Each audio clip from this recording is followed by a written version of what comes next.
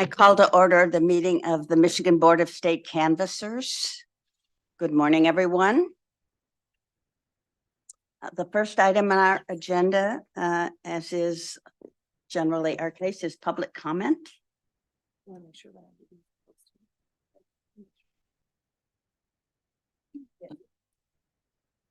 Anyone asked to speak?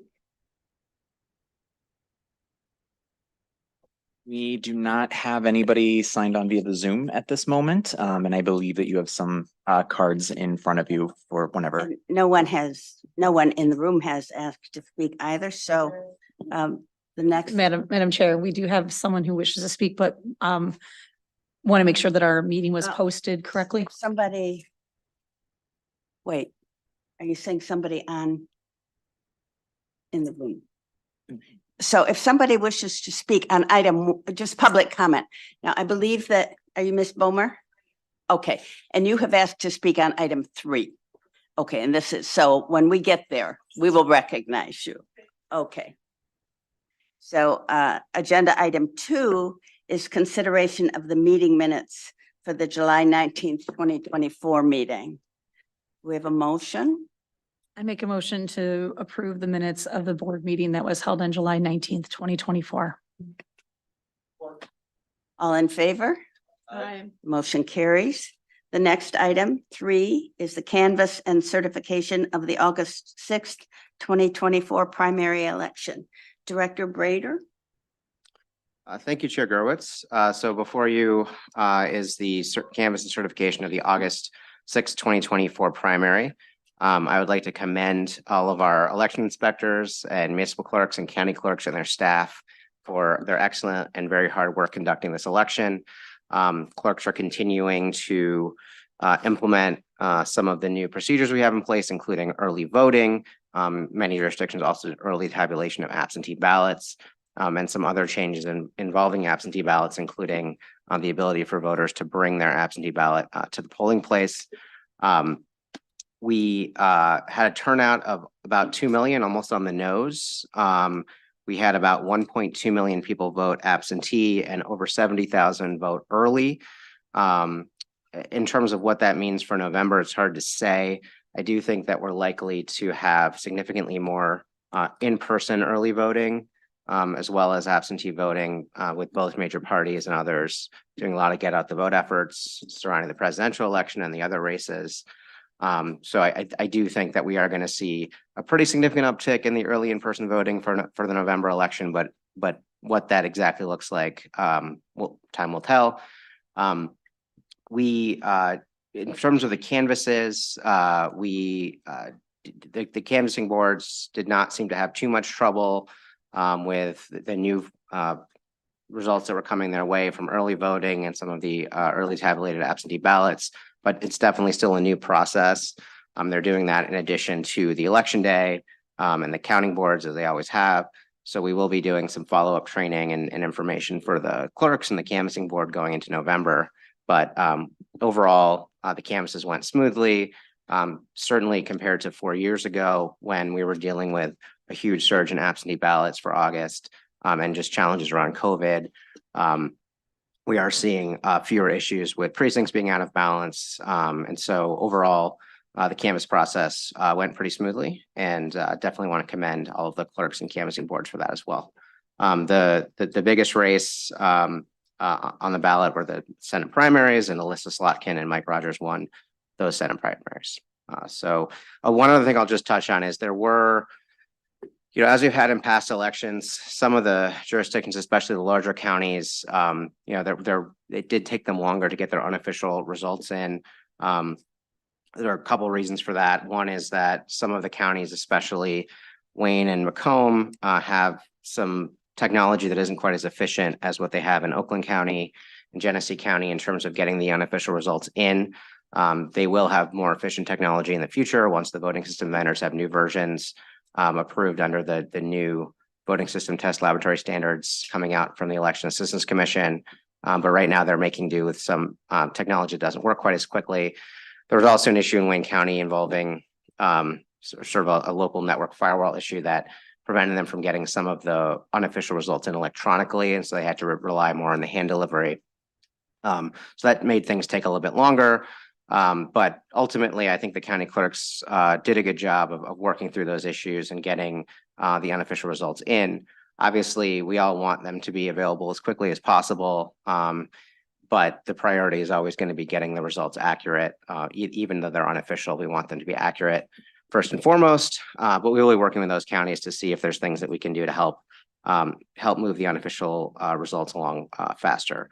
It will be a little different in November. I mean, obviously it'll be much more intense, but the other factor that is different in November is you do have the media getting results, unofficial results directly from the precincts, looking at the tabulator tapes there that get posted on the wall. So that does get some results in faster to the media sites, but it's definitely going to be, although ultimately not as important as making sure that the election is conducted properly. We do want to work with the counties to make sure we get the unofficial results out as quickly as possible. So with that, unless there's questions, the canvas is for you. And I think there might be some comments too. Questions? Member Housekamp? Director Brader, just one question for us, curiosity more than anything. This was a time where this election where you had printing on demand for some of the ballots. Is that correct? Yes, for early voting, some early voting sites had ballot on demand. I was particularly drawn to that one because that's kind of a new step. How did that work? No complaints or? I'm not aware of any complaints with that. I think it worked pretty smoothly. They're still documenting ballots that are issued. The ballot on demand ballots have different procedures because they don't have ballot stubs with ballot numbers on them. But that seemed to work pretty efficiently, especially as compared to trying to shuffle through tens or even hundreds of stacks of ballots for the early voting sites that are countywide or that have many different municipalities or many different precincts. So that seems to be working pretty well. We haven't really heard of any complaints with that. I have a question. This was the first election, I believe, when we had counting of AV ballots starting upwards of 8 days before. We had that for February as well, but I think a few more jurisdictions took advantage of it this time. And did that result in a much earlier report of the AV ballot? I think it did in a lot of places. Of course, you still have to wait. I mean, as with early voting, you're still not reporting results until after the polls close at 8 p.m. on election day. And then you also do need to wait until to finalize results. You still need to wait for the absentee ballots that come in on election day. And those can come in pretty late. For example, in Detroit and some of the other jurisdictions, you'll have people returning them as late as 8 p.m.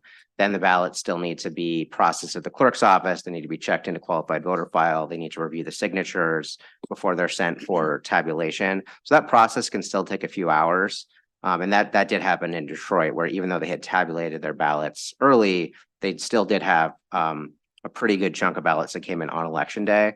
So overall, it does speed the process up, and it makes election day a little easier to deal with because hopefully you've gotten through the vast majority of your absentee ballots and you're just waiting for the last run to come in. And so overall, I think it did improve the efficiency of the process, but there is always going to be waiting for the last round to come in on election day.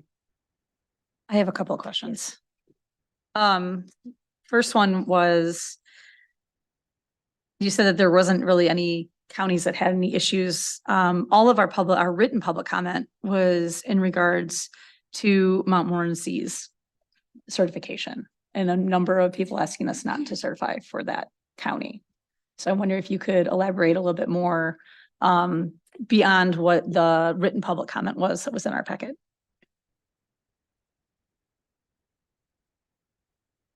So I'll start, and Adam might have some additional things if I'm missing anything. But my understanding is that there were some voters in Montmorency County that were expressing concerns about the way that candidate names are rotated on ballots. There is a standard process in the ballot standards for rotating candidate names in certain races for different precincts. So it's perfectly normal for different ballot styles for candidates' names to appear on different orders. We're not aware of any actual errors in the ballot rotation. I think it was an issue of voters just not understanding how the ballot rotation works. I'm sorry. Can you kind of explain what ballot rotation is? Yeah, so basically in the interest of fairness, there is for some races, the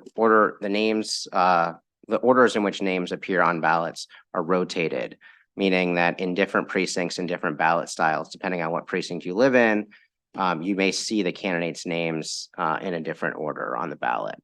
And that's done based on the ballot standards that have been in effect for many years or decades, I think. So there's nothing new about that process, but some voters, if they're in different precincts, may not be aware of that, so they may just be confused by it.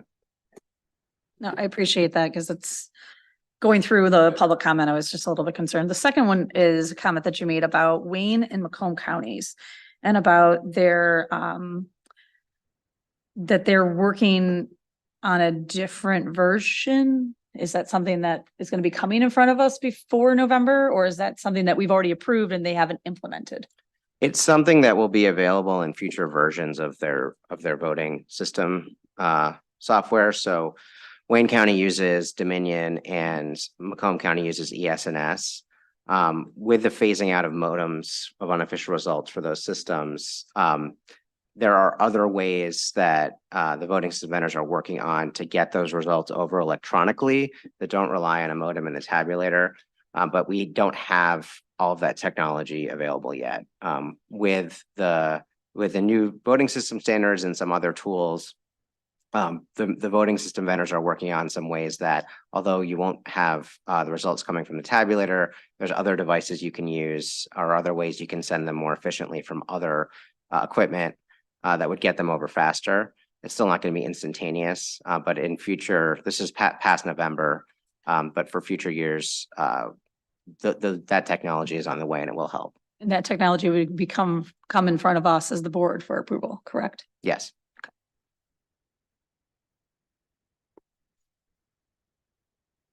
Artisha Bomer has requested to speak.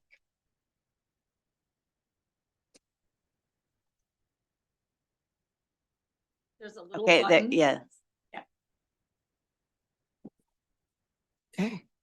Good morning. Can you spell your name? Yes, For the absolutely. reporter? Thank you, Madam Chair. My name is Artesia Bomber, ARTICIA BOMER. Okay. So Director Brader, how you doing today? I've came before you a lot of times, and I'm asking that you guys do not certify Wayne County's election. And the reason is, when I was at their meeting to certify, they postponed it for a week. But in that first meeting, they had 381 ballots were compromised, where a candidate and someone down that works at the clerk's office broke the seal. So only 51 of those ballots were counted. So that means that 300 and something ballots could be votes for me. I say that to say this. I have a few questions like I asked. Number one, I am concerned, like Madam Jeanette, about the order of the ballot. I thought that alphabetical order is alphabetical order from school all the way up.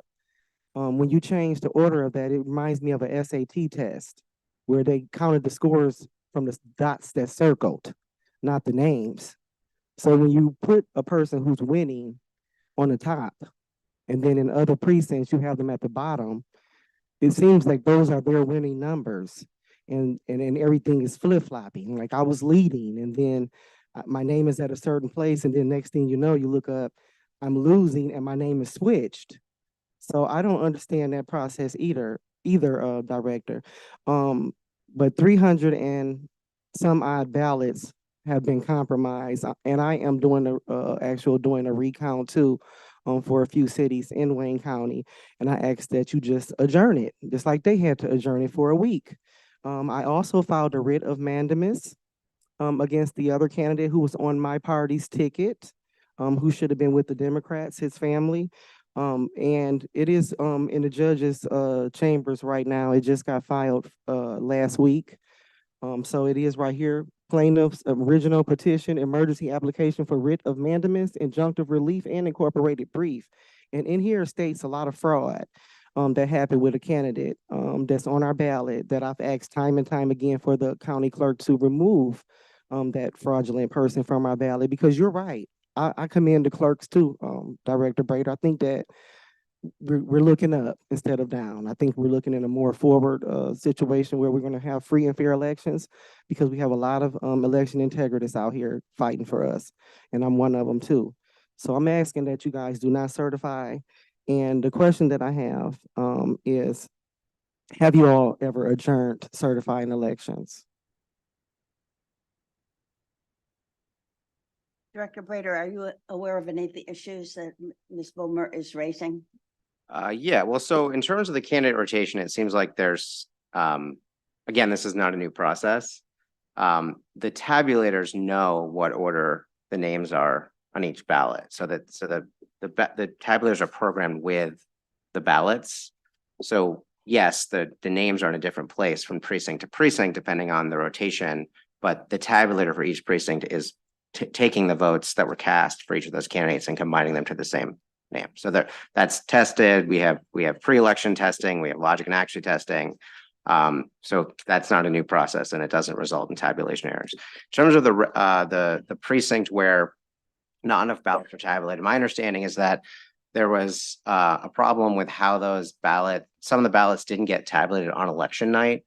And I think that was having to do with some delays with duplication of ballots that slowed the process down. And my understanding is that the Board of County Canvassers determined that they were not going to tabulate those ballots at the canvas because of some concerns they had about the way that the container was sealed. That is something where, if a individual, had concerns with that affecting the outcome of a race, then they could certainly bring a lawsuit. It sounds like perhaps a lawsuit's already been filed here, but that would be the way of handling that. There's also recounts available prior to that. But if a recount didn't resolve the issue, then that would have to go to a court. Yeah, so the recount, that has to be done, because you have the whole candidate / person that works down in a clerk's office, and it was on the outside city of Detroit. It wasn't Detroit. And I was there when he testified, and they told him there's consequences that come with that. And this is one of them. You can't certify something and a consequence come with that.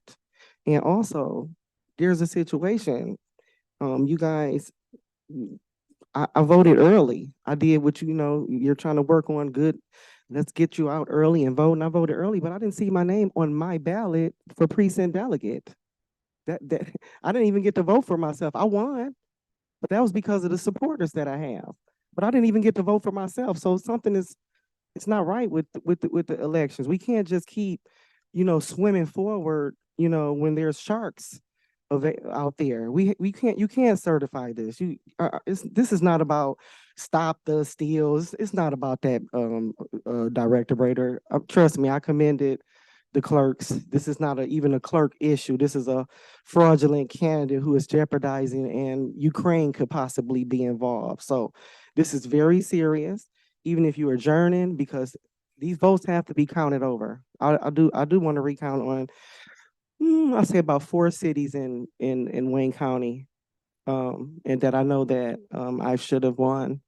So I'm just letting you know, it's not just, I'm here, I'm eating some sour grapes. No.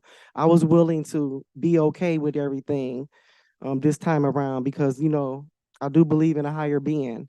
And I believe that, one day and someday justice will be served on those items. But today, I don't agree with the certification. 300 and some ballots, and also 48 something thousand ballots are missing from our count on the Republican ticket. So I'm very concerned about that. And this is not coming from just me. This is coming from people who are researching election integrity, and they saw the numbers, and our numbers are just not adding up. So yes, although we do commend the clerks, this is really not just the clerks' faults. These are some of the people that work for the clerks and that's making it hard for the clerks. So I just want to let you know, it's a lot going on in Wayne County. And I know I've talked a long time, I'm going to be done in a minute, but the name switching from the top to the bottom to the top, I'm not with that at all. That's just suspect to me. Because like I said, every time my name was winning, at the top of a ballot, then I get switched to the bottom, and then it's almost as if the other person is getting all those winning votes. So that is a concern. And then Hamtramck, Michigan, where most of those votes came for my challenger. They've had ballots, fraud, election fraud in Hamtramck real heavy in 2017. I don't know if you remember or not. But it's still going on. We still have people testifying and writing affidavits to it. So that's definitely one main key city that I am going to recheck. I won Detroit, but it still seems like something is not right with his numbers. And it's just overwhelming, but I'll just ask the whole board Yeah. to, if you guys adjourn or something, because I do have this writ of mandamus. The clerk's office, they had me do this because they said they can't remove a person from the ballot. So that is one question I want to ask you, Director Bader. Who has the Yeah. authority besides the judge to remove someone from the ballot? Anybody know up there that could tell me? Well, it depends on the race. I mean, it depends on who the filing official is. Depends on if it's an affidavit of identity issue or a qualifying petition issue. But if it's a city candidate, it would likely be the county clerk making that determination. So it's the truth that a county clerk can remove a candidate from the ballot? Well, I mean, this happens at the filing period, so it's not post-election. But that's determined, this is similar issues to what the Board of Right. State Canvassers deals with. We have disputes about candidate eligibility that happens before the election. So we appreciate your being here. I believe, I'm quite confident that the Wayne County results were certified by the Wayne County Board Yes, of they were. Canvassers. And so it is not for us to question that result or investigate it, but you know that after we certify that you have the right to request a recount. Yes, ma'am. Yes, Madam So, Chair. I know. yeah. I Okay. just want to know how, if somebody comes, it's almost as if we just come up here and make public comment for nothing. It's like, no, we're doing all the work ourselves, and this is so serious. Like, we have to be more careful who we're letting on our ballot, guys. We have to be more careful. Maybe you guys can put some type of order in for next elections. Sir, Ma'am, could I just ask you for one favor? Would you let us, can I just look at your? I wanted file? you guys to, but she couldn't make the copies. But yes, I would love for you guys to Will you look do at that? I'd this. just be interested to read it if I You, could. you need to. I would love for, especially Director Brader, to read it. Thank you.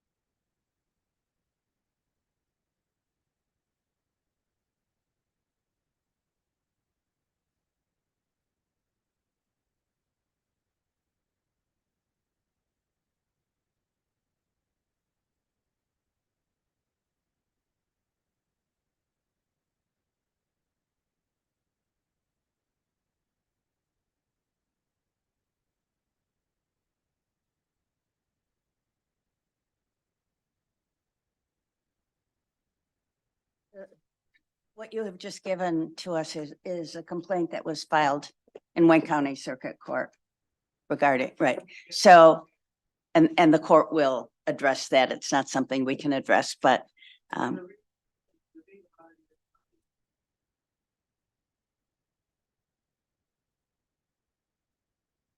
right. But this is not a decision that we are authorized to make. Yeah. Okay. Yeah.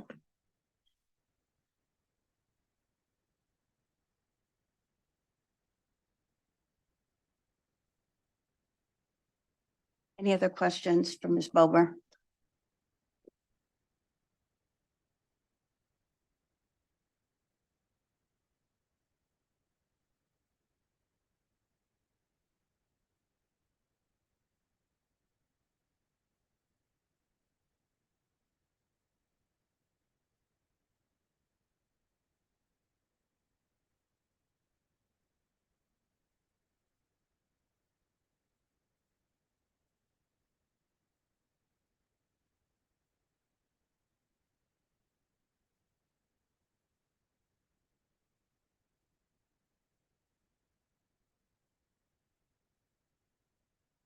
Do we have a motion regarding agenda item 3?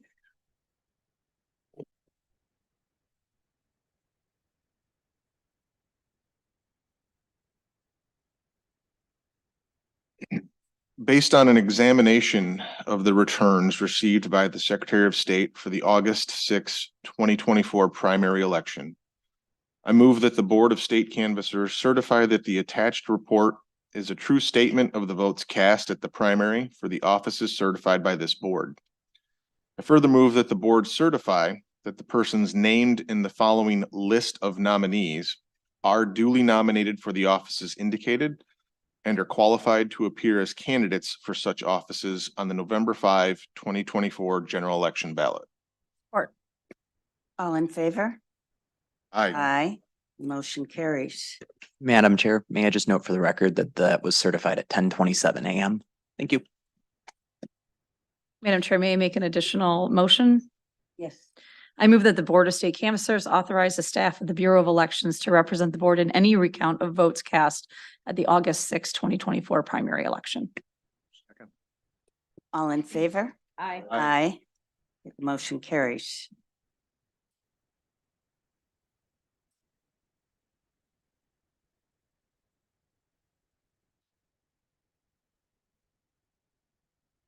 The next item on the agenda is item 4, report on review of qualifying petitions filed with the Secretary of State for the November 5th, 2024 general election. Director Brader. Thank you, Chair Gerwood. So this concerns no party affiliation candidates for November. It does not include Cornell West and Ayyadurai. Those we have separate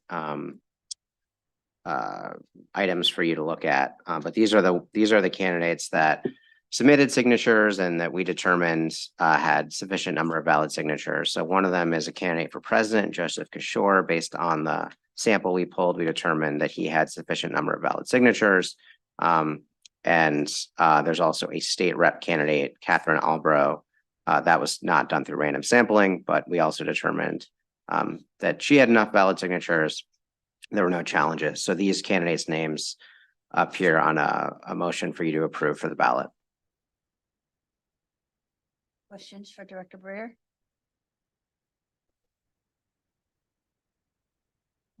I have a question with regard to Catherine Albro.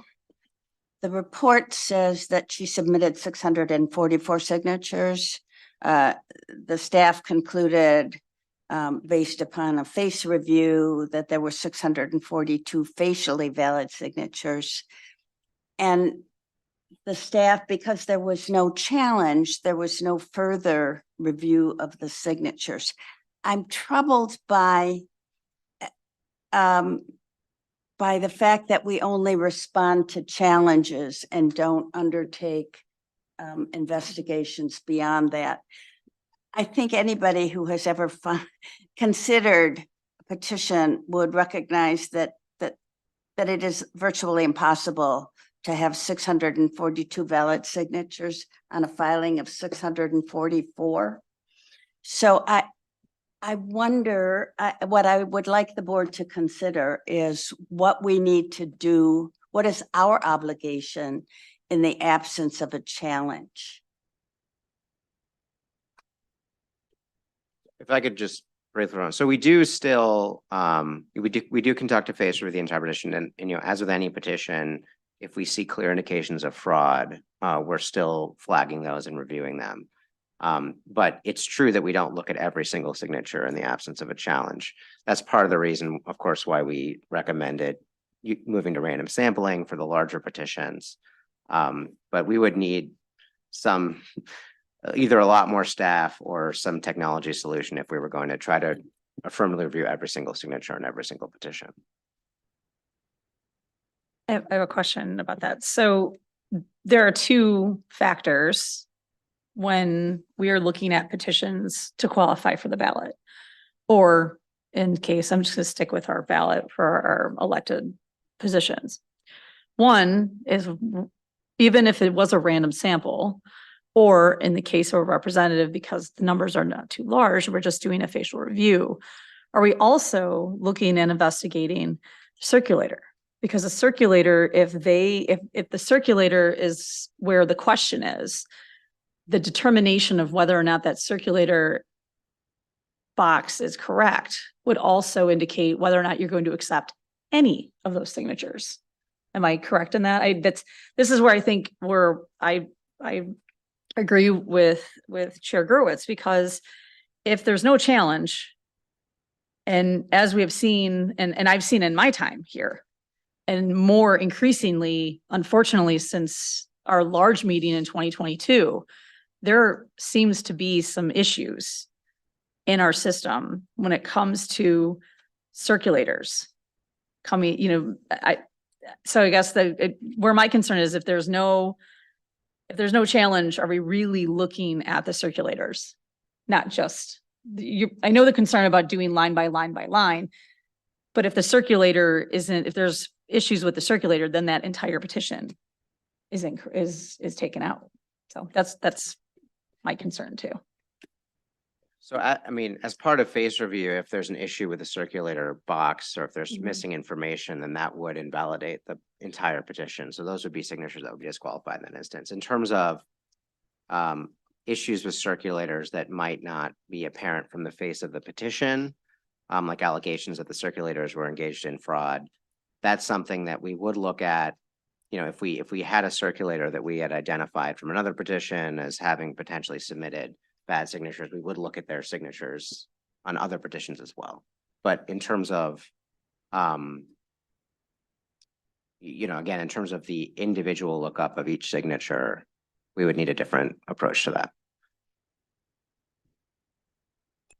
I understand where the chair's coming from. The idea that somebody could be submitting bad petitions, and the only way they're going to be reviewed is if somebody challenges. But I also think it's a slippery slope that we would be on very quickly if we started to, as a board, put in effect, what you would be putting in would be a public challenge, right? I mean, in effect, the board would be the one triggering the challenge. Is that But I think it's the board's obligation to make sure that the to make petitions sure are that the correct? petitions are sufficient. So it's not really the board challenging, but the board, it seems to me, the board carrying out its statutory obligation. In the absence of a challenger, though, how would you see that happening? I don't know how it happens, but I'm raising the question because should it happen? because it concerns me. Yep. I recall when we were reviewing petitions earlier this election season, that there was a judicial candidate whose petitions had been challenged, and she particularly raised the concern that other candidates in the same race had not been challenged, and therefore their petitions were not examined with the same degree of attention. And I think that's a legitimate concern. Possibly some kind of equal protection concern. I don't know particularly. I don't have a recommendation for how we would address this. I would hope, as we have discussed in the past, that technology would give us the ability to do a more complete examination of all of the petitions. We don't have that yet, but I just was so startled to see that we were saying we were satisfied that Ms. Albro had 642 out of 644 valid signatures. And that we are, while it is our obligation to determine that there is a sufficient number of valid signatures, it seems that we are essentially relying upon the public to help us satisfy our obligation. And I'm troubled by that. No, And I'm not, I share that don't with even know you. what to suggest. You're right. You're spot on. I mean, you're valid in what you're saying. I'm curious as to how the board or the Department of Elections would would put something in place to satisfy that. I think Director Brader said they would hire more staff. Well, more staff, but I mean, that puts the Department of Elections in a really, especially in a busy season, that would put you in a very bad position of, we just went through an entire year of trying to help you streamline operations. It seems like this would undo a lot of what we've just accomplished, wouldn't it? I'm trying to pick my words carefully for a change.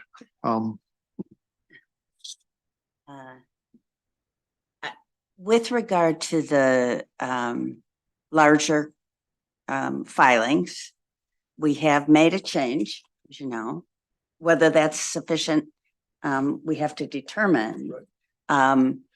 But with regard to the candidates where we don't have the kind of sampling, I hope that we can pay attention to the problem that I'm raising here, that we really need to be concerned that we're satisfying our obligation. And so this is not just with regard to Ms. Albro, but also with regard to a presidential candidate, where there was, now that petition, though, there was random sampling there. There was no challenge, and so the random sampling results have been included. But we really, I guess that what I would suggest from my perspective is that we continue to investigate what other states are doing with regard to review of petition signatures, because this seems to be something, understandably, that would be occurring around the country. Seems like it. And different states have developed technology which allows them to examine petition signatures, as I understand it, which we don't necessarily have. And there may be, and in that regard, it may be that we need to make some change in the way that our data is collected, or some change. Director Brader, perhaps you or Mr. Fracassi could address this, because I think that our ability to compare petition signatures to the qualified voter file is limited by technology, but by the way the data is kept. Am I correct? I'm not sure that I have the technical expertise to answer that question completely, but I mean, each voter record in qualified voter file has a signature. Obviously the signatures, the board can view those signatures, Bureau of Election staff can view those signatures. They are primarily driver's license signatures, so they are protected from public disclosure, which I know that some challengers have complained about, but that's what the law requires. I think what you're referring to in terms of other technology, which we did talk about briefly, this election cycle, is use of software that would do automated signature review. And so that, I think, is a very promising solution and something that could help us review more signatures more quickly. In order to use that, we would need to make sure that whatever software solution would be able to pull the signature image from each voter record. And I don't have the technical expertise to tell you how hard that would be. I'm sure it's possible, but that would be what we would need to look at as part of that process. Thank you. Maybe that's the direction that we need to go here, is to simply say we're concluding one election cycle. We're way into it, but we have another election cycle in 2 years. Maybe maybe we put that goal on the wall to explore solutions before then. Or at least have that discussion later on. Yeah, I think the Bureau is definitely open to that if the board wants to consider it. This is a little bit of a departure, but it is my understanding that children in schools are now not being taught cursive. At least in many schools. And I'm just wondering how that affects signatures. It'll make it so much easier when 1 million people sign it, just say X, we'll be able to just, you won't need Right, to we won't review. have the same, Sure. right. So now our petitions, this is something a little further down the line perhaps, but our petitions ask for a cursive signature and a printed signature. And I mean, I was having this discussion with somebody the other day who said that the kids don't learn cursive. So you can think about this occurring in maybe a couple of election cycles when fortunately at the age of 18, they are registering or at 16 getting a driver's license, and I don't know what they put down for the signature. Have you thought about that at all?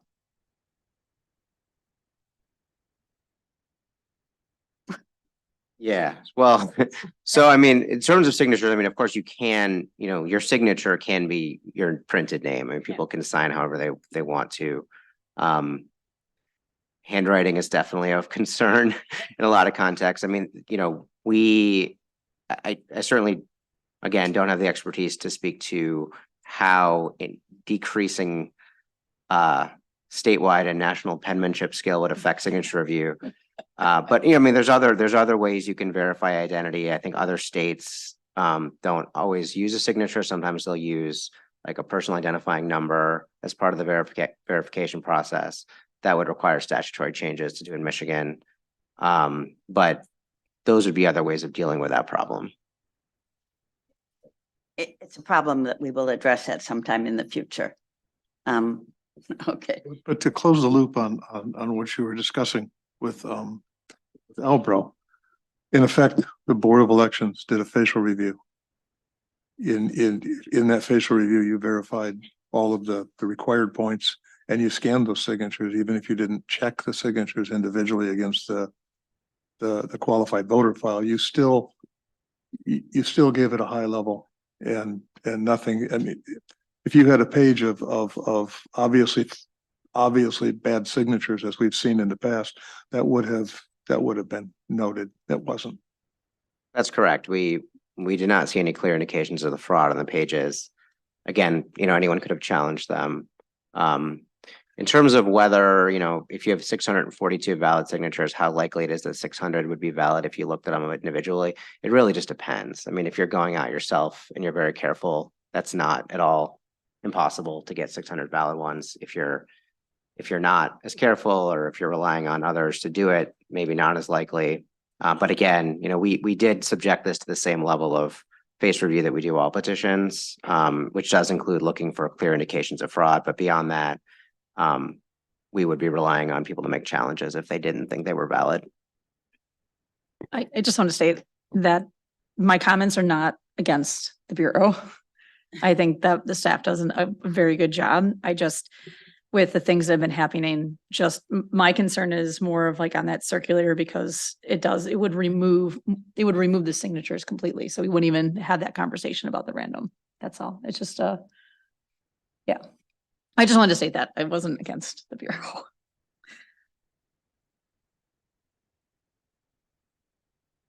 We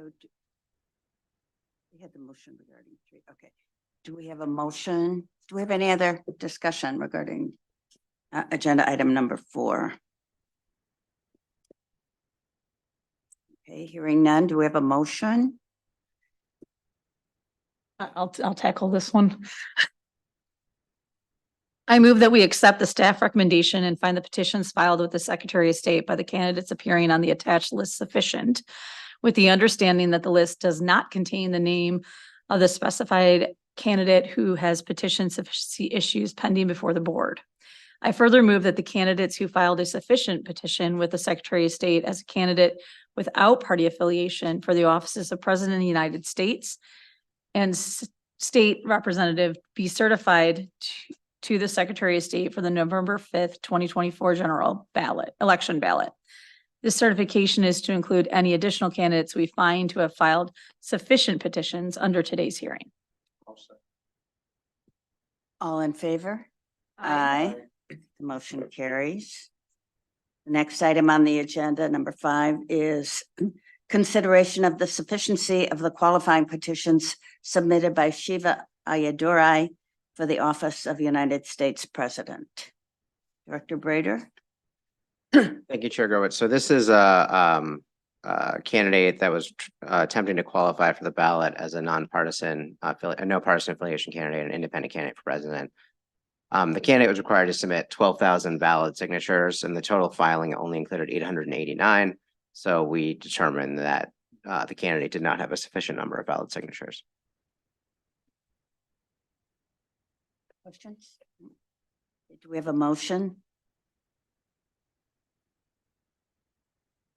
I move that the board accept the staff recommendation and find the qualifying petition filed by Shiva Ayyadurai insufficient. All in favor? Aye. Motion carries.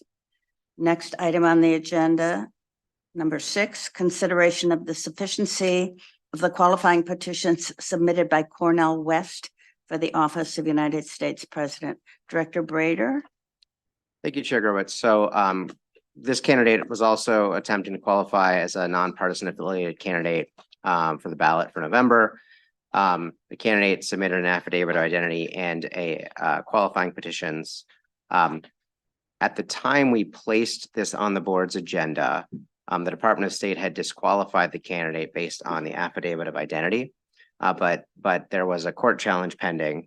So we were going to recommend that the Board of State Canvassers consider the petitions regardless, because of the possibility that the court would reverse the Department of State's determination. And if that were to be the case, there would be very little time to reconvene to consider the candidate's qualifying petitions.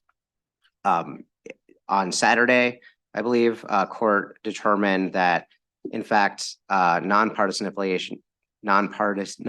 affiliated candidates do not need to complete an affidavit of identity. So the court determined that if this candidate has enough signatures, the candidate should go on the ballot. Of course, there could be appeals there, but that's what the court ordered. And so at the moment, the candidate is to be placed on the ballot pending the review of the nominating of the qualifying petition. So because this was a statewide race, presidential race, we use random sampling here, as we did with the U.S. Senate candidates back prior to the August election. The candidate needed to have 12,000 valid signatures. The total filing consisted of 26,934 signatures. And based on that, the sample that we drew of 750 signatures needed to have 335 valid signatures.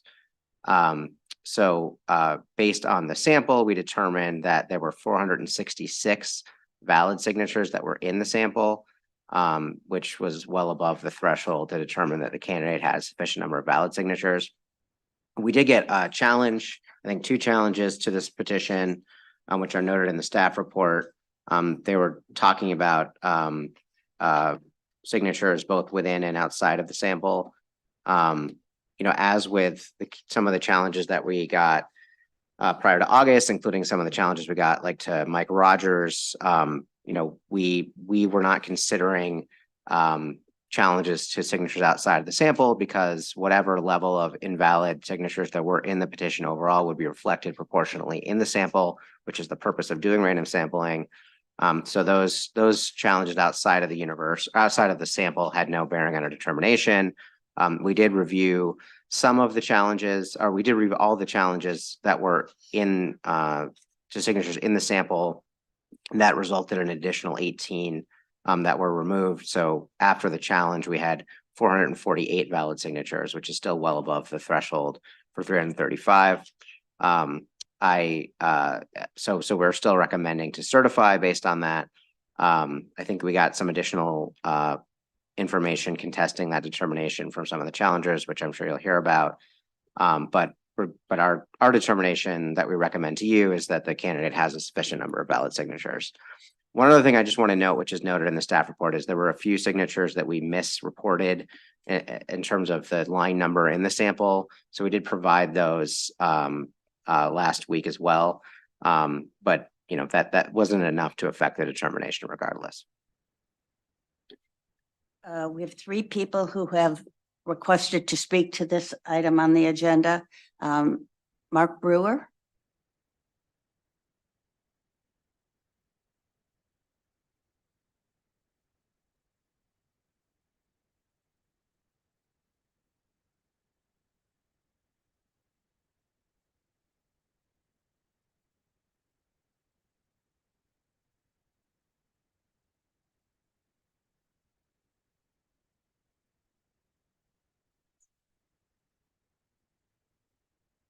Is it not on?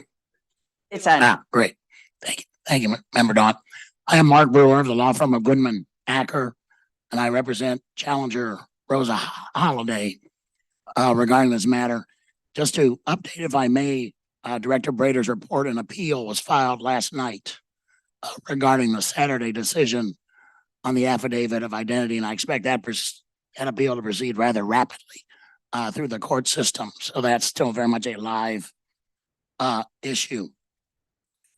I'd like to address two items regarding the report this morning.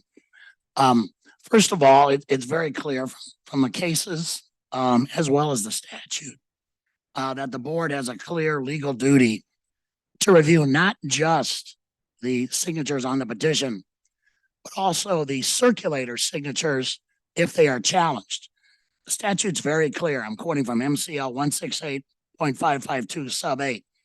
Quote, if the Board of Canvassers receives a sworn complaint in writing questioning the genuineness of the signature of the circulator, the Board of Canvassers shall commence an investigation. So that's the source of your duty. That statute also covers petition signatures themselves. So as we all know, there are two places on a petition where a signature can be forged: the signer and the circulator.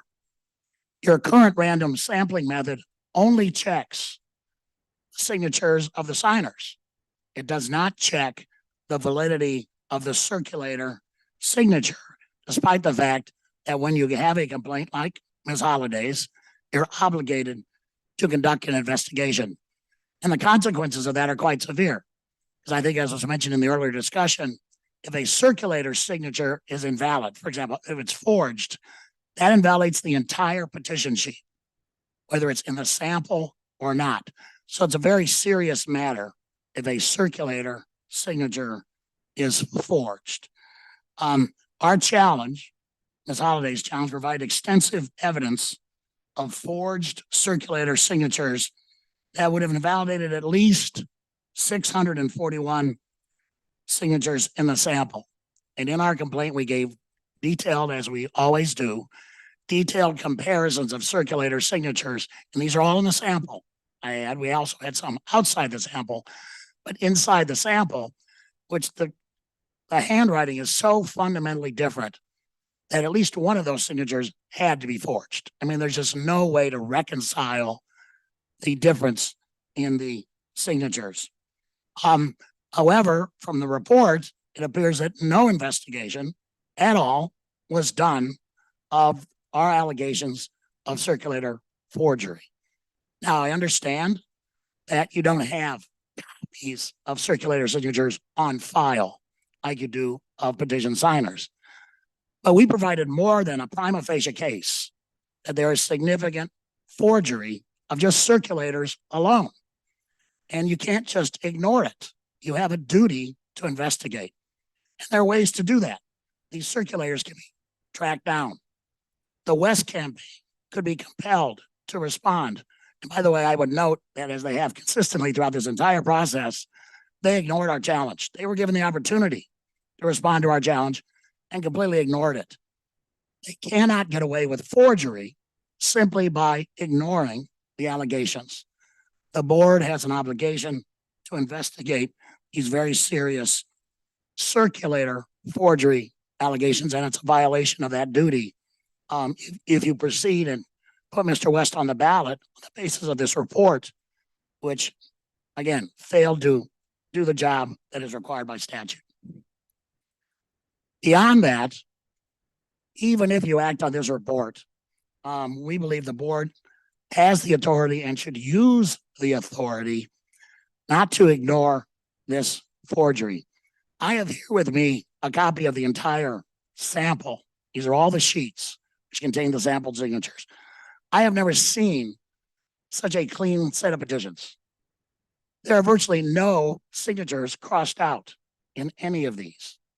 That is a clear indication of forgery because you get clean sheets, right? You sit around a table and you forge signatures. You don't take them outdoors. There's no indication of any wear and tear on these sheets. There's clear forgery here. The staff report indicated that there are at least 100 signatures they couldn't match at all. And then there are a large number of signers who are not registered. Well, Michigan has a very high voter registration rate, and to have that many unregistered signers is again indication that there was significant forgery here. Based on the staff report alone, I think you can easily conclude that there are thousands of forged signatures in the West filing. Now, the report will say, well, he still got enough. But we asked the board not to turn a blind eye to a candidate for president of the United States who knowingly filed what may be more than 10,000 forged signatures. We don't have a determinative count, but even based on the staff report, you conclude that there are thousands of forged signatures here. Because if you put him on the ballot, what you are saying to forgers is you can get away with forgery. All you got to do is meet the random sampling method, and you can have as many forged signatures as you like, and you're going to get on the ballot in Michigan. The Michigan election law gives you the authority to deny somebody like Mr. West, who committed forgery on such a massive scale, the authority to deny him access to the ballot. And that authority is found in MCL 168.544C 8 through 11. And then the follow-up provisions in that portion of the law, which again give you the ability to deny somebody access to the ballot if they aided and abetted the commission of a number of crimes, including forgery. Mr. West, on a massive scale, is aiding and abetting forgery. He hired these people that submitted these signatures. He submitted these signatures, and the forgery is so obvious that even a cursory examination would have revealed that. But nonetheless, in came 27,000 signatures, at least several thousand of which are clearly forged. So, notwithstanding the results of the random sampling, we urge this board not to turn a blind eye to this massive forgery and to deny Mr. West on the ballot, access to the ballot. So for those two reasons, we would ask you not to certify here today. At a minimum, ask the staff, and there's plenty of time to do this. We've got a couple of weeks before we have to have the final list of candidates. At a minimum, ask the circulators to investigate these very serious allegations of circulator forgery. We believe if you do so, Mr. West will fall well beneath the threshold for getting on the ballot. Thank you very much. And with that, I'd be glad to answer questions. Questions for Mr. Brewer? Just a couple easy questions. There's two issues you're laying out here. If I'm understanding correctly, the first issue is you're making the claim that there are forged circulator signatures. Yes. But do you have any evidence of that? Yes, it was in our complaint. And I have a copy here of our complaint that was filed several weeks ago. And we have example after example, Mr. Hauskamp, of where we compare signatures between petitions.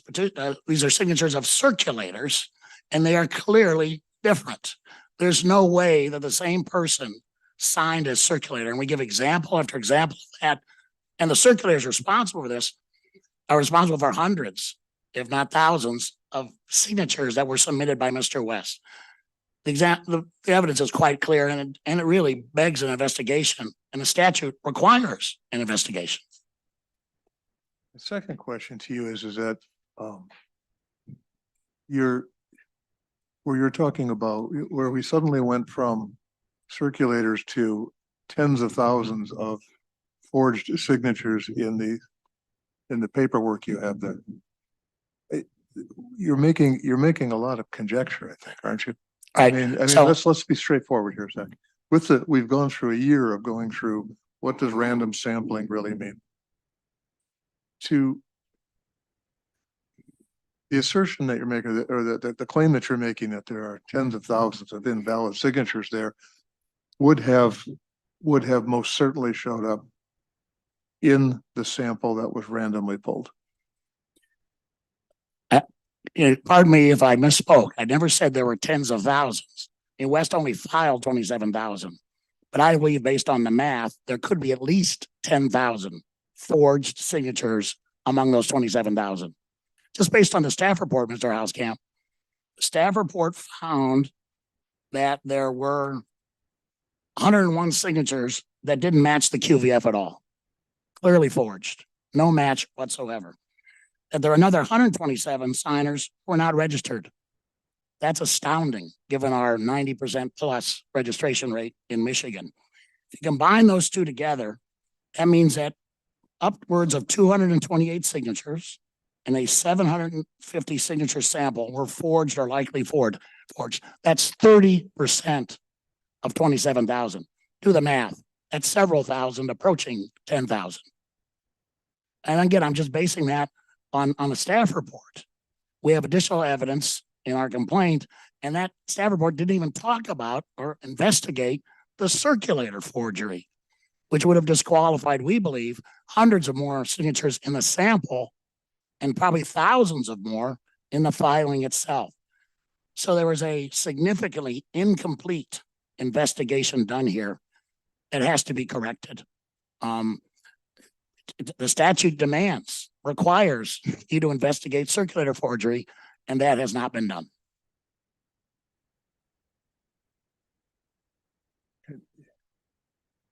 Director Brader, Can you address the? Well, sure, a couple things. So first of all, not registered code means they're not registered in the jurisdiction corresponding to the petition. It doesn't necessarily mean they're not registered to vote in Michigan. So that would have been, a signature that we threw out, but it doesn't necessarily mean that it didn't correspond to a human being who was registered in Michigan. The second thing was primarily the complaint here is about allegations that people who are not actually the name of the circulator in the circulator block filled that out. There is a requirement that the circulator provision be completed. And if we have evidence or information that leads us to believe that somebody forged a circulator signature or is not who they claim to and they filled that circulator block out, that is something that we would certainly refer for criminal investigation. The board doesn't have a procedure because circulators don't need to be registered voters, there isn't a procedure to determine that signatures are invalid because the circulator is not a registered voter. So we don't really have a process to invalidate signatures based on that type of activity, other than, we would refer it for investigation. In terms of the number of invalid signatures, even putting aside the not registered issue, it is true that there were a significant number of invalid signatures in this petition overall. And as we did with the other petitions, if we have indications of fraud, we will refer those for criminal investigation. But we also have to make a determination as to whether the candidate had the sufficient number of valid signatures in their petition, regardless of the nature of the invalid signatures, why they were invalid. And in this case, our review based on the sample, based on the procedure that the board approved, did determine that the candidate had enough signatures that were valid. Thank you. So we have been provided, we all have our computers today, and we have the challenges that were filed both by Mr. Brewer and also challenges which were filed by Mr. Trabilcock on behalf of a different client. These are really extensive challenges. I know that you sent us the challenges at the time they were filed. Right. And those were sent to our state government account, where we can't print them. I think that's an issue that we have raised before.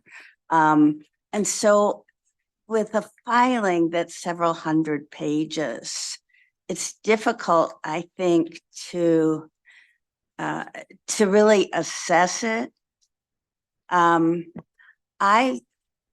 I've known Mr. Brewer for 40 years, I think, maybe longer. And I asked him to email me the challenge so that I could print it out and really look at it. And it raises really substantial issues. And I wonder if what we have now is adequate for us to assess those issues. And with regard to the circulator forgery in particular, one thing that Mr. Brewer has pointed out and certainly has submitted evidence of is that that circulators, that a different handwriting is on a number of the petitions with the same circulator name. I mean, there is a what is his name? Albert Isaac, or Isaac Albert. I'm not sure which one it is. There are signatures for Isaac Albert that differ. Who's the real Isaac Albert? Who's using this name to attest to the way in which the signatures were collected? I think that is a really serious question, particularly because the exhibits, which cannot be accessed on this computer, the exhibits show that Mr. Albert filed a huge number of signatures. And as Mr. Brewer points out, dozens of them all filled out with 10 signatures. But which Mr. Isaac, or Mr. Albert, which of the circulator certificates are accurate and which are not? Who is signing his name? We really don't know, and I don't know what kind of examination the Bureau did. You said, Mr. Director Brader, that you don't have the procedures. Is it because the circulators are out-of-state circulators that we cannot determine more about them? Well, it's not required that a circulator be a registered voter in Michigan, so we don't scrutinize the registration status of the circulator for that reason. And so relatedly, we don't really have a built-in process for verifying that the person who filled out the circulator block and signed it is actually the person who they claim to be. That is something that the board, we could, with the board, try to determine a procedure by which we would scrutinize the identity of the circulator. But because the registration side of the circulator is not a basis to disqualify the signature on the petition, it's not clear, at least to me, it's not clear what we would do with that information once we, determined that there was a impersonation of a circulator on the petition. But in any case, what we're looking at for the validity of the signature, as long as the circulator block is filled out, is the signature of the person who signed the petition, the voter. I'm sorry, you say that again? So for purposes of the petition, we're scrutinizing against the voter file the signature of the person who signed the petition, the voter who signed the petition. But the certification may be inaccurate. I understand that the circulator doesn't have to be a registered voter, but the person who signs that circulator has to be the actual person, right? So if you have several people, I don't know how many, signing as Isaac Albert, some of them are false. So that the signature in the sample, which may actually be that of a voter, would still not be a valid signature for our purposes if the circulator certificate is fraudulent. Am I correct? I don't think that so I mean, the election law requires that the circulator block be filled out. And I would certainly defer to the AG's office if they have an opinion on this. I don't know that there is a specific section I don't think there is a specific section of election law that pertains to what you do with a signature based on a belief that the person who signed it is not actually who they claim to be. So it is so troubling that, now I know that when we were dealing with forgeries earlier, I inquired, I think we all inquired about the ability to investigate circulators who were engaged in fraudulent activity.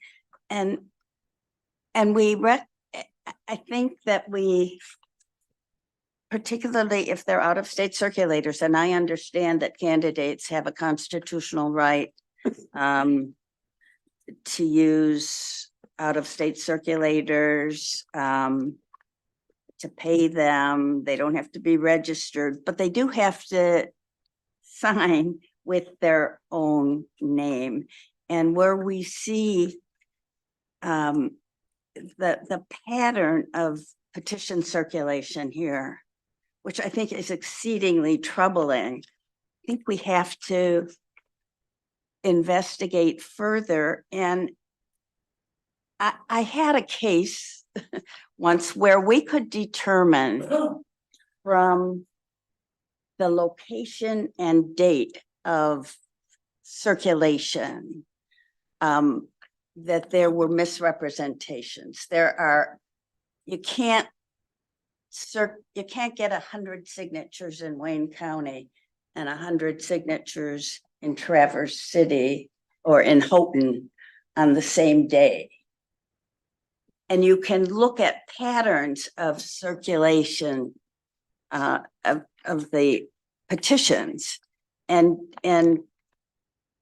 legitimately conclude that these are false representations in the circulator certificate, that the person who signed as circulator did not in fact circulate those petitions. And I think that the Bureau has the ability, and I think we have the obligation to look more closely, because this would affect the validity of petitions in the sample. So that what I think Mr. Brewer is raising for us, and it's a concern, is whether the random sampling gives us an accurate outcome if in fact we're not looking at the circulators where we have evidence that the circulators are engaged in fraudulent activity. And I understand that it's hard, particularly with out-of-state circulators. We don't have a signature to compare to, although within state circulators, we do, if they are registered. I understand they don't have to be registered, but if they are registered, we could certainly look at the qualified voter file to determine whether their signatures appear to be valid. But I think that we could and should engage in a further examination of the circulators. And I'm looking at what we've got here on our computers, and the evidence doesn't come through. So what we've gotten isn't adequate for us to really examine the underlying exhibits. And Madam Chair, if I may ask a Yes. question, Director Brader, please. Can we go back to when we talked about the circulator process? And we found that we had fraudulent circulators in 2022, and then obviously going forward from there, what the process is and whether or not that, and I guess this is also to the Attorney General, our representation from there, does this board have the authority to ask for an investigation of these challenges? And what I'm looking at is these challenges came in July, correct? It's correct. They came in July. In terms of the question of whether or not the board has authority to ask for investigation, I would need to refer to the AG's office on that one. Thank you. I'm sorry, what was the question? Does the board have the authority to ask for an investigation on these challenges that have been coming in on these, for circulator?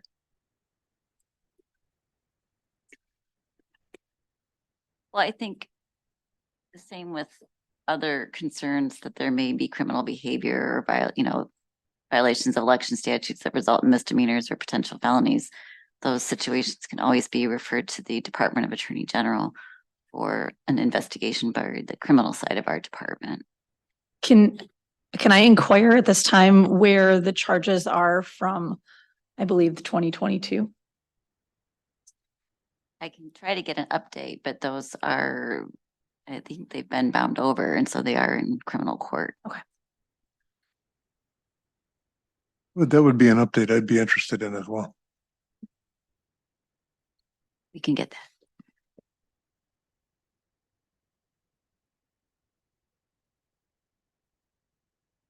are there further questions for either Mr. Brewer or Mr. Brader at this time?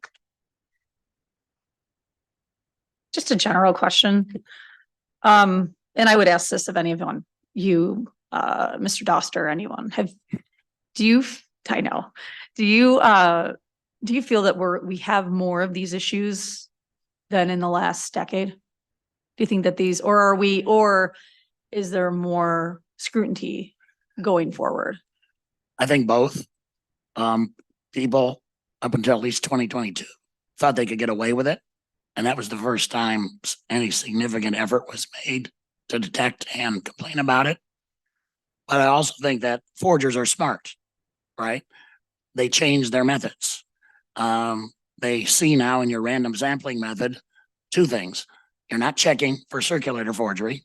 So here we are with massive circulator forgery of signatures. And by the way, with respect to Mr. Brader, the statute's very clear that forging a signature as a circulator is a crime in this state. And the board's own manual says that if the circulator doesn't sign the certificate, the entire sheet's invalid. So there should be no question that any forgery of a circulator signature invalidates the whole sheet. But back to your question, Ms. Bradshaw. So they're gaming the system now. What they have discovered, and it's evident here in what's happened with the West, is that they can puff up the number. They can enhance the number of signatures with thousands of forgeries. That makes the odds of surviving the random sampling process much greater, right?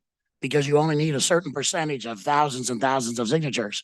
Well, if you can enhance your numbers with thousands of forgeries and get away with it, it games the random sampling system. And I think that is exactly what has occurred here with Mr. West. In my original petition, one of the requests we made was take out the forged signatures and run a new sample without the forged signatures. That would be a true sample of valid signatures, and it would prevent people like West from gaming the system by enhancing their odds by filing thousands of forged signatures. So the random sampling system has its benefits, but they are limited.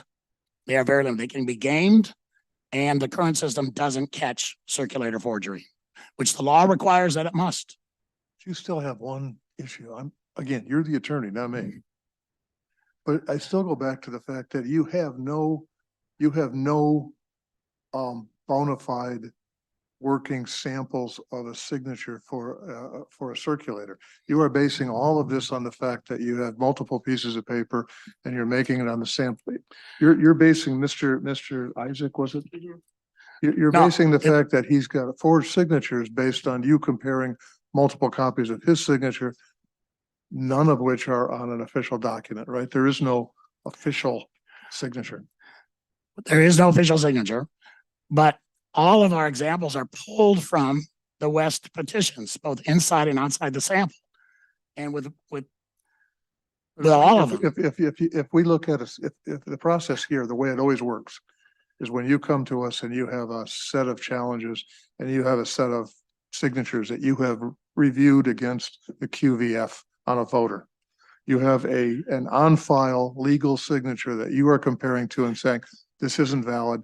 Now you're coming to us though with a little bit of a different argument. You're saying, here's a signature from a circulator that we have no idea who he is. We have no idea what his signature is. We're simply going to compare a couple of sheets. Right? Mr. There is no legal signature here to compare to. Mr. Osgame, if I may, first of all, when we challenge petition signatures, we don't have access to the QVF. We base our examination on patterns of forgery, like this board considered and found a lot of forgery through 5 candidates off the ballot in 2022. And we do the same type of examination of circulators. We go through the petitions that were filed and we compare the signature styles. Again, the same evidence this board has accepted for years of forgery. You don't have some kind of base to compare the signature to. But I think it's fair to conclude that at least one of these signatures by these circulators is forged. And you have ways to investigate that. Call the West campaign in here and make them explain this. Frankly, if we were in court, I'd be moving for a default judgment this morning because West hasn't shown up to defend his fraud, right? We have made the allegations, prima facie allegations that the statute requires be investigated. He has not responded, which in court would be an admission that he committed forgery and he would be tossed off the ballot.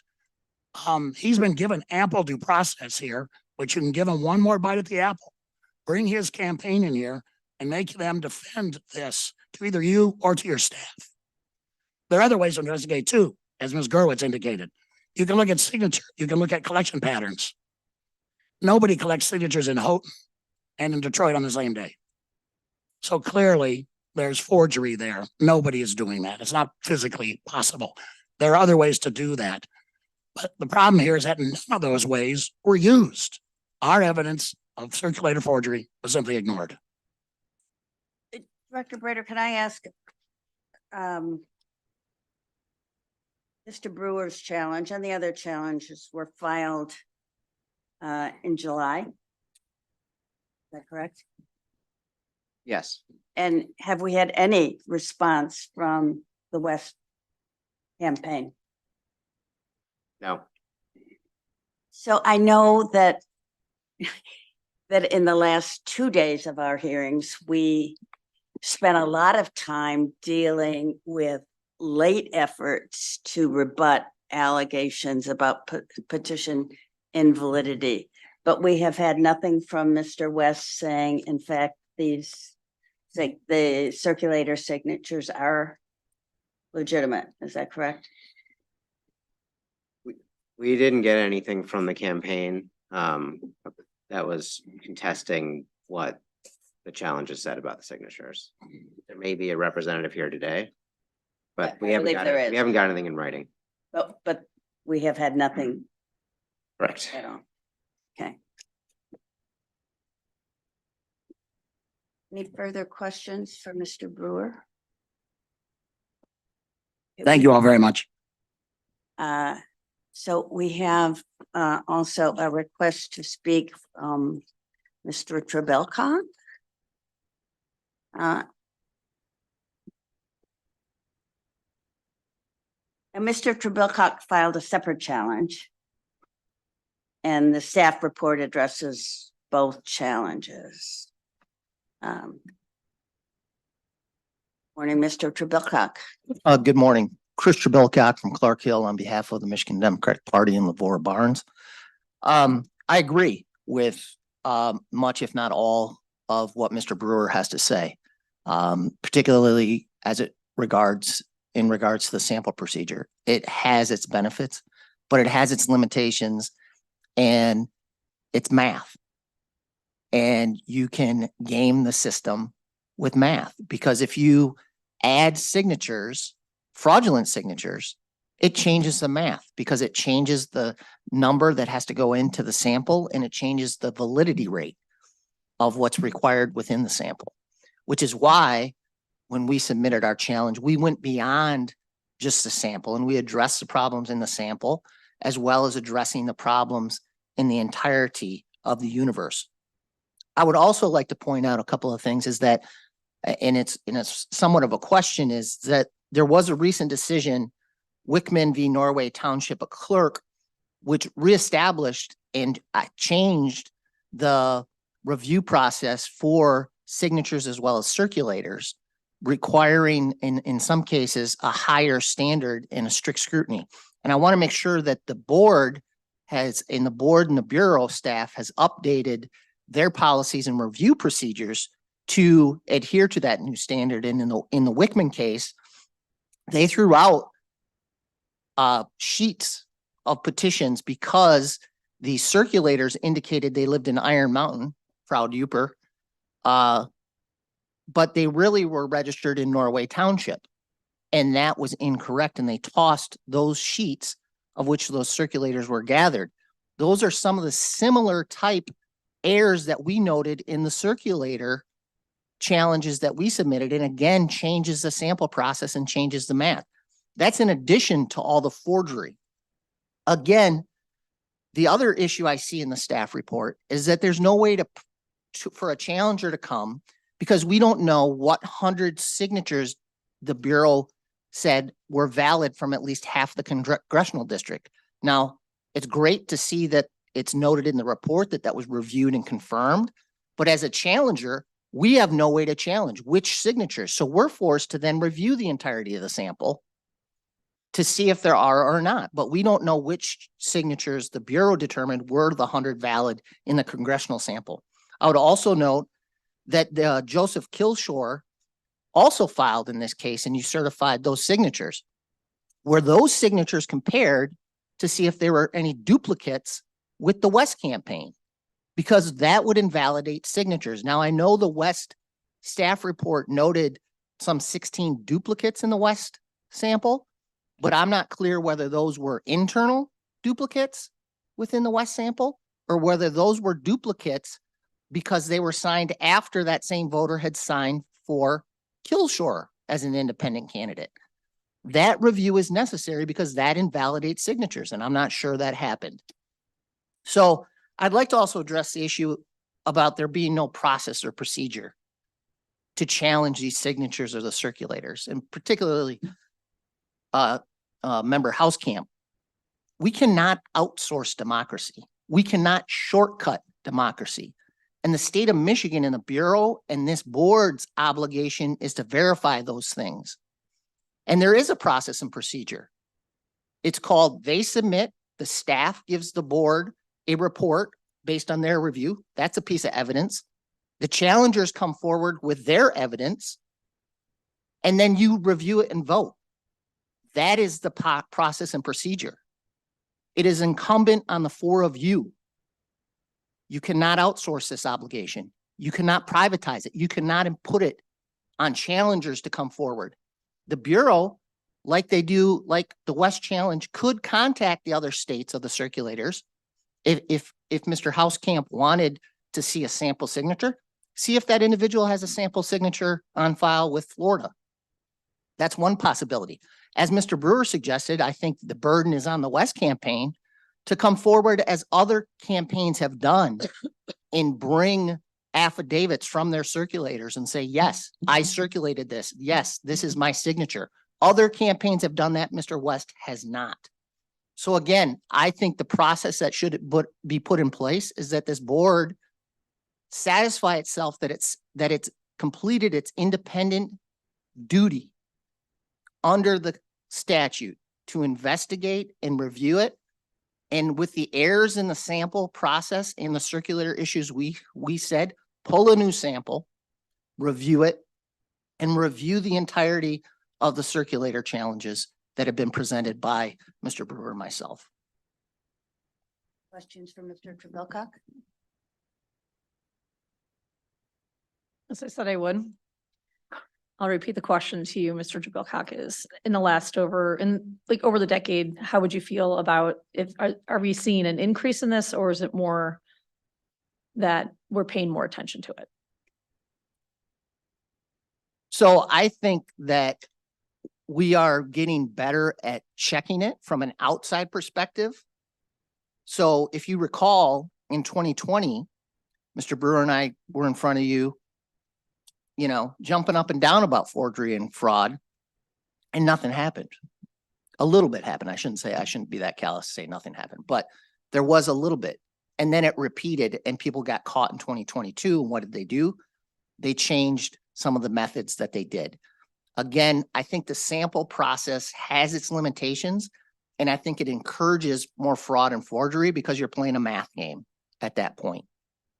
And so I do think it's incumbent upon this board, and I don't have a grand solution for, I think, resources. I completely agree with Director Brader. It's difficult, but I don't think our Constitution and the rule of law says, well, it's on the burden of challengers to bring forth this forgery. No, that duty and incumbency lies on the four of you. Congratulations. That's what comes with the appointment, to ferret that forgery out and protect democracy.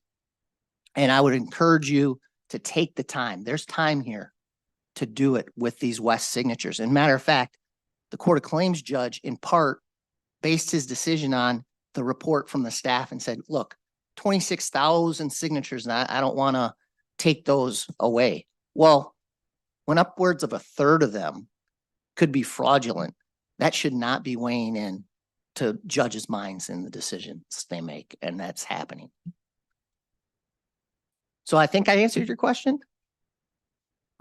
I have a question. Maybe it's more for Jonathan or Adam, and I preface it. We've had conversations about my English courses in the past. This is on math, so I preface with the fact that I literally failed remedial math twice in college. I did end up passing it the third time. The sampling, the statement about it being a math game and you can game the system by the more fraudulent you turn in your padding. But isn't that also on the flip side the risk that because there is a sample, you're increasing the number that could potentially be pulled as part of that sample? So I don't know as that's necessarily a correct statement. I was confused by that. I'm not really following the logic there that by adding. My logic or No, okay. The council's logic there. So perhaps, we did discuss sampling over many months and had multiple meetings. I guess I'm not aware of statistical analysis to suggest that adding bad signatures will help your chances in a random sample, but certainly we can look at that if someone wants to submit it. But I didn't really understand that argument. I think if you're going to question random sampling at this point, after we've had Raymond in here and all of the presentations and the working group over the summer, and we've talked to the chairman spoke with the math department and the sociology department at Wayne State. I mean, we've had over and over and over again, we've gone through the math on the sampling. And so I think if we're going to challenge that, that's way beyond where we are here today. The issue of circulators, we've had those conversations here too, and those conversations have been ongoing. And I've had that conversation about we're living in an age where circulators have become an industry, and getting signatures on petitions is an industry. And there are for-profit businesses out there who are recruiting people to go stand outside of supermarkets and libraries. And I keep coming back to the fact that if this was any other business, we would regulate circulators. We would make them come forward and identify themselves and follow the rules. I think the answer to that, when we discussed that last time, if I'm not mistaken, was that was not within our province. That was a legislative question. Is that? So if I could attempt to answer that, there is a regulatory process. It is incumbent on the person who contracted those circulators, the candidate and the campaign. They have to come in. Those are vendors. Those are paid agents of the campaign. And Mr. Brewer cited 168.544C and the provisions under there. In part, if they are hiring shady circulator companies, they are aiding and abetting in forgery. In New Jersey, just on Friday, the New Jersey AG indicted a mayoral candidate for submitting thousands of forged signatures.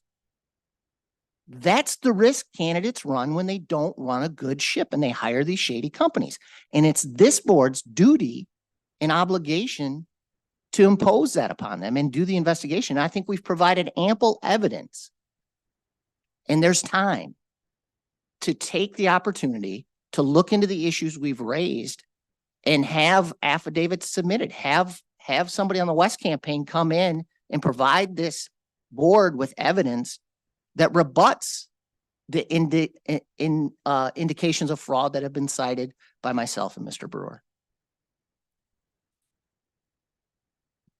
I agree with Member Dawn that your assertion regarding padding the filing with false signatures somehow affects the validity of the sample. I mean, you increase the denominator, but you also increase the numerator. And so it doesn't seem to me that you have more signatures, but you have more false signatures if that's what you're doing. So you're running the risk because your validity rate, you're also forgetting the percentages. The percentages then change as well, because if you only need to have a 56 validity rate, you can, for example, in the West sample, get away with 116 or whatever the math was that Mr. Brewer cited. Look, I'm not subtle math argument. Your argument only works if the signatures that are fraudulent are added after the sample is pulled. When that sample is pulled, it's pulling it uniformly across everything. But there's odds and there's percentage. I'm not here to argue math. Okay. And we keep getting caught up with that, right? I'm not here to argue math. What I'm here to say is the board has an independent duty to look into these issues. And there is more than enough evidence in there. And there's issues with, I mean, the Bureau itself, admits that at least 2 signatures were not accurately reported to the public for us to challenge and look at. And now they say, well, it doesn't matter. And there's a footnote dropped in the report about how instead of a 99, I didn't fully understand the footnote, to be honest, Uper math. And it talks about validity rate dropping to 90%, so I just think with the circulator errors that have been noted, that it hasn't been reviewed closely, the extent of the fraud we've cited, that taking the time, pulling a new sample and completing the circulator fraud investigation is how this board fulfills its duty. That is the issue. You want to go out and have a beer and debate math and why I'm not a fan of the sample process? Do that all day long. That's an issue for another day. It's the process we have. It's what's used. Mr. Brewer and I here noting some shortcomings and some errors and some independent things that need to be examined by this board.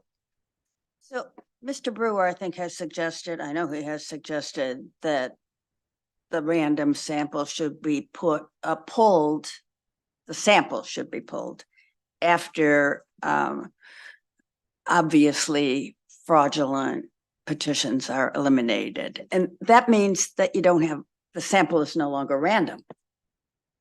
Because you've already made a decision. You've Yes. already determined, you've already polluted the so sample. that doesn't work. But if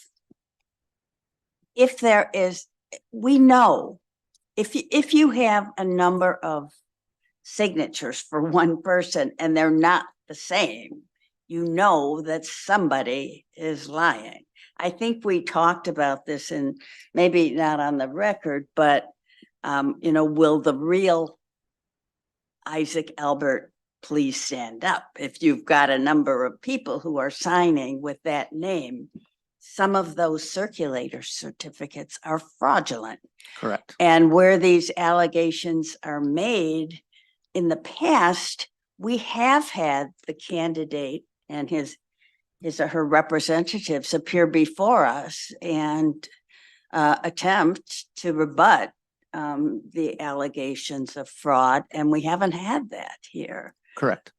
Which, if there are no further questions for Mr. Trebilcock at this time, we could call Brandon DeBoos. How do you pronounce? DeBoos. Who is here on behalf? Are you here on behalf of the candidate of Mr. West?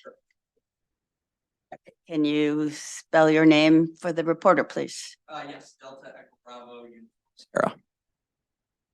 Sarah. Brandon Debus from Dickinson Wright PLC, here on behalf of Dr. Cornell West and the Cornell West campaign. I think we've heard a lot of creative argument, a lot of innuendo, a lot of suggestion here today. The reality is that all of this information, all of these arguments were submitted in writing, very extensive writings. Dr. West allowed that process to play out. He allowed it to be investigated, did not submit a written challenge. And under those circumstances, the investigative body, the experts here, the Bureau of Elections, determined based on the system adopted through great time, expense, and effort, that the odds that Dr. West obtained the requisite 12,000 signatures is 99.9%, which is the highest possible statistical confidence level. So to the board, your experts say that it is 99.9% likely that Dr. West has the requisite number of signatures to appear on the ballot. We've now had a court of claims judge say that everything has been satisfied pending review here. And so I would say, trust the experts. Question for you. Can you address the question that's been raised about the circulators and the signatures of the circulator? Just out of curiosity. Well, I think that you touched on this. There is not a reliable system in place to determine or to compare those signatures. And so what we're being asked here is to take a system that was developed and that everybody agreed was going to be accurate enough, and to now reopen that without any set of standards or any reliable methods to determine whether or not there are issues. And I think that we're just too far down the tracks on this one.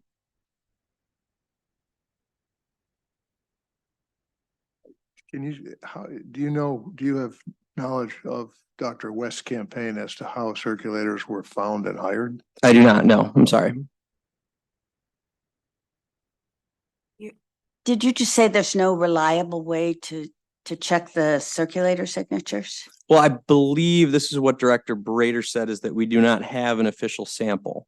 And so in reviewing these signatures to determine whether or not they are in fact valid, we do not have those standardized signatures, unlike my signature, for example. When you say we, to whom are you referring? I would refer to the Bureau of Elections access to Okay, information. But Dr. West and the vendors whom he hired to collect signatures, they have a reliable way of determining whether those signatures are valid, do they not? I cannot speak to that. Well, if I'm hiring somebody and paying them to collect signatures, and it is my obligation not to aid and abet forgery, then it seems to me that I can determine whether the circulators who I have hired are honestly certifying on that certificate that they collect, that they are who they say they are and that they collected those signatures. I mean, it may be, as you point out, or as Director Brader says, that that the Bureau is somewhat handicapped and does not have the data to compare. But the campaign has an obligation to make sure that the signatures that it submits are valid. Does it not? I would agree with that. And so if the campaign is submitting to us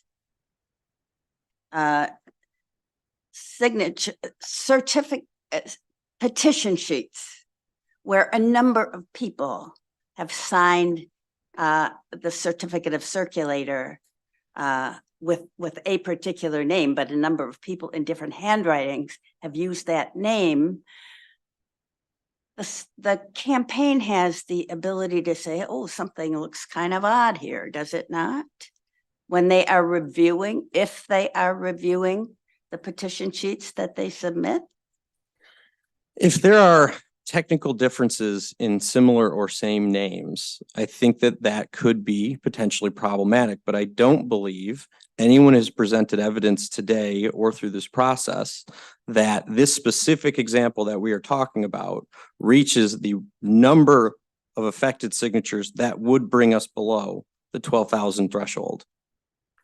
Again, I forget the gentleman's name that we're referring to. It's Isaac or. Right, so Mr. Brewer has referred to a number in his pleadings to which Dr. West did not respond, has referred to a number of instances where there are different handwriting, where there is different handwriting used for the same circulator name. I mean, that's the problem that we're trying to address. How does that, and that does affect the validity of signatures in the sample. I mean, yeah, so you're saying that Dr. West allowed the. I'm not saying that, no. You said, no, but you said he allowed the investigation to go forward. Correct. Without This responding. challenge was lodged and we're putting- letting the experts make their determination, and here the determination was 99.9% certain. But putting the obligation on the Bureau to determine whether he had sufficient valid signatures rather than himself determining that he had a sufficient number of valid signatures. Well, I don't think that we could say that because Dr. West allowed the process to play out, that it's somehow an indictment on the data set or the process, the investigative process. So would Dr. West's campaign be able to provide to the Bureau for its assistance some evidence of the signatures of circulators so that the Bureau could determine which of those circulator certificates are accurate and which are not, because that does affect the validity of the signatures in the sample. I mean, I don't have that information sitting here, but that sounds reasonable if an official request was made with an obligation to respond.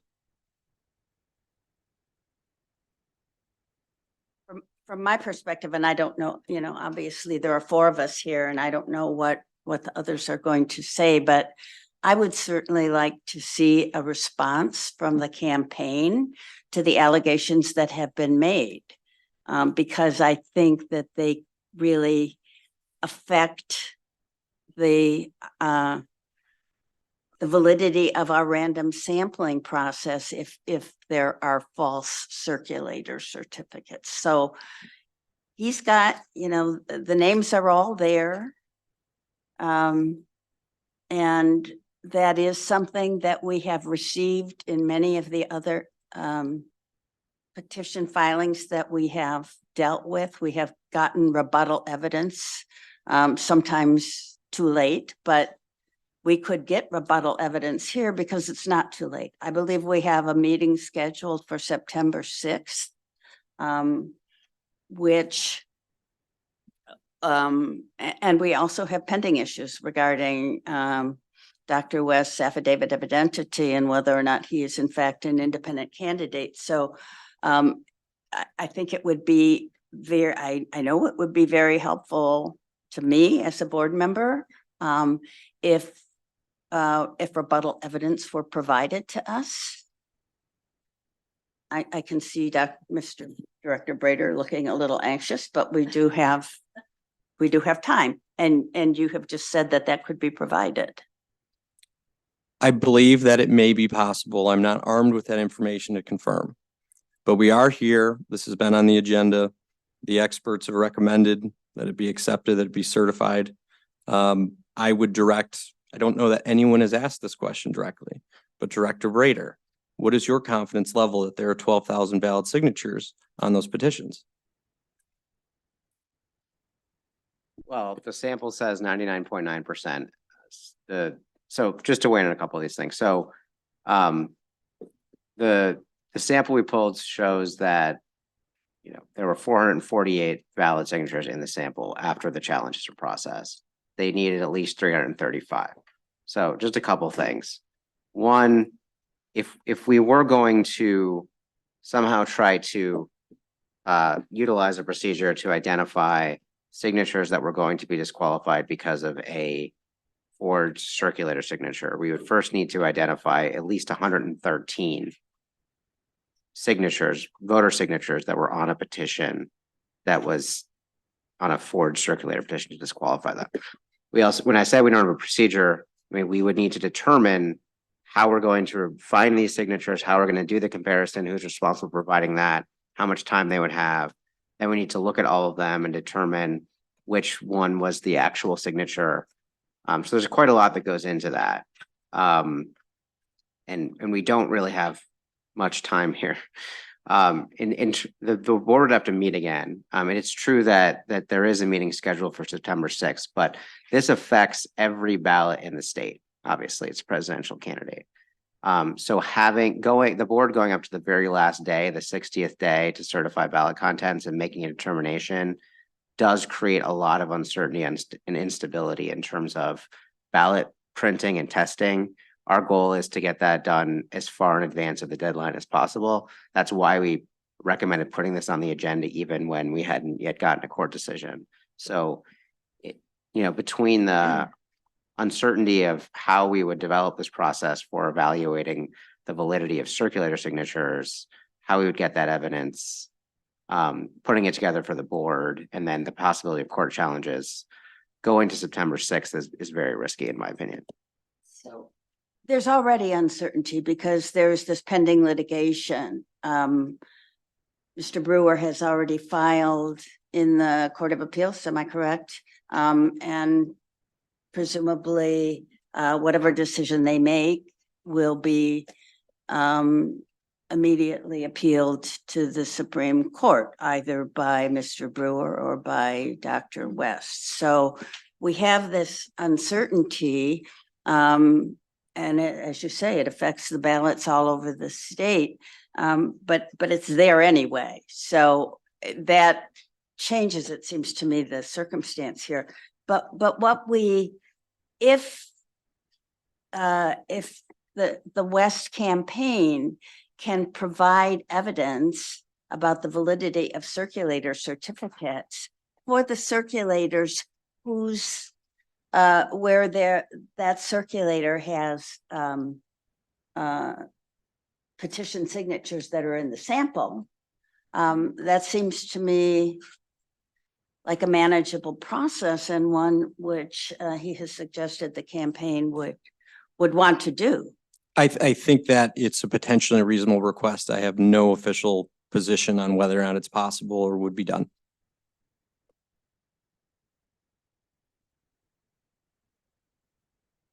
Are there I have a question for Mr. Brewer or for Mr. Brader and for Adam as well. For either one of you, have you heard? Granted, we're talking about issues that are with circulators. I'm still not convinced that I've heard allegations. I haven't heard any proof. I haven't seen any proof. But my question to you is, have you, knowing the sampling process, having gone through this, having validated all of this, have you heard anything here this morning that would change your recommendation to us? No.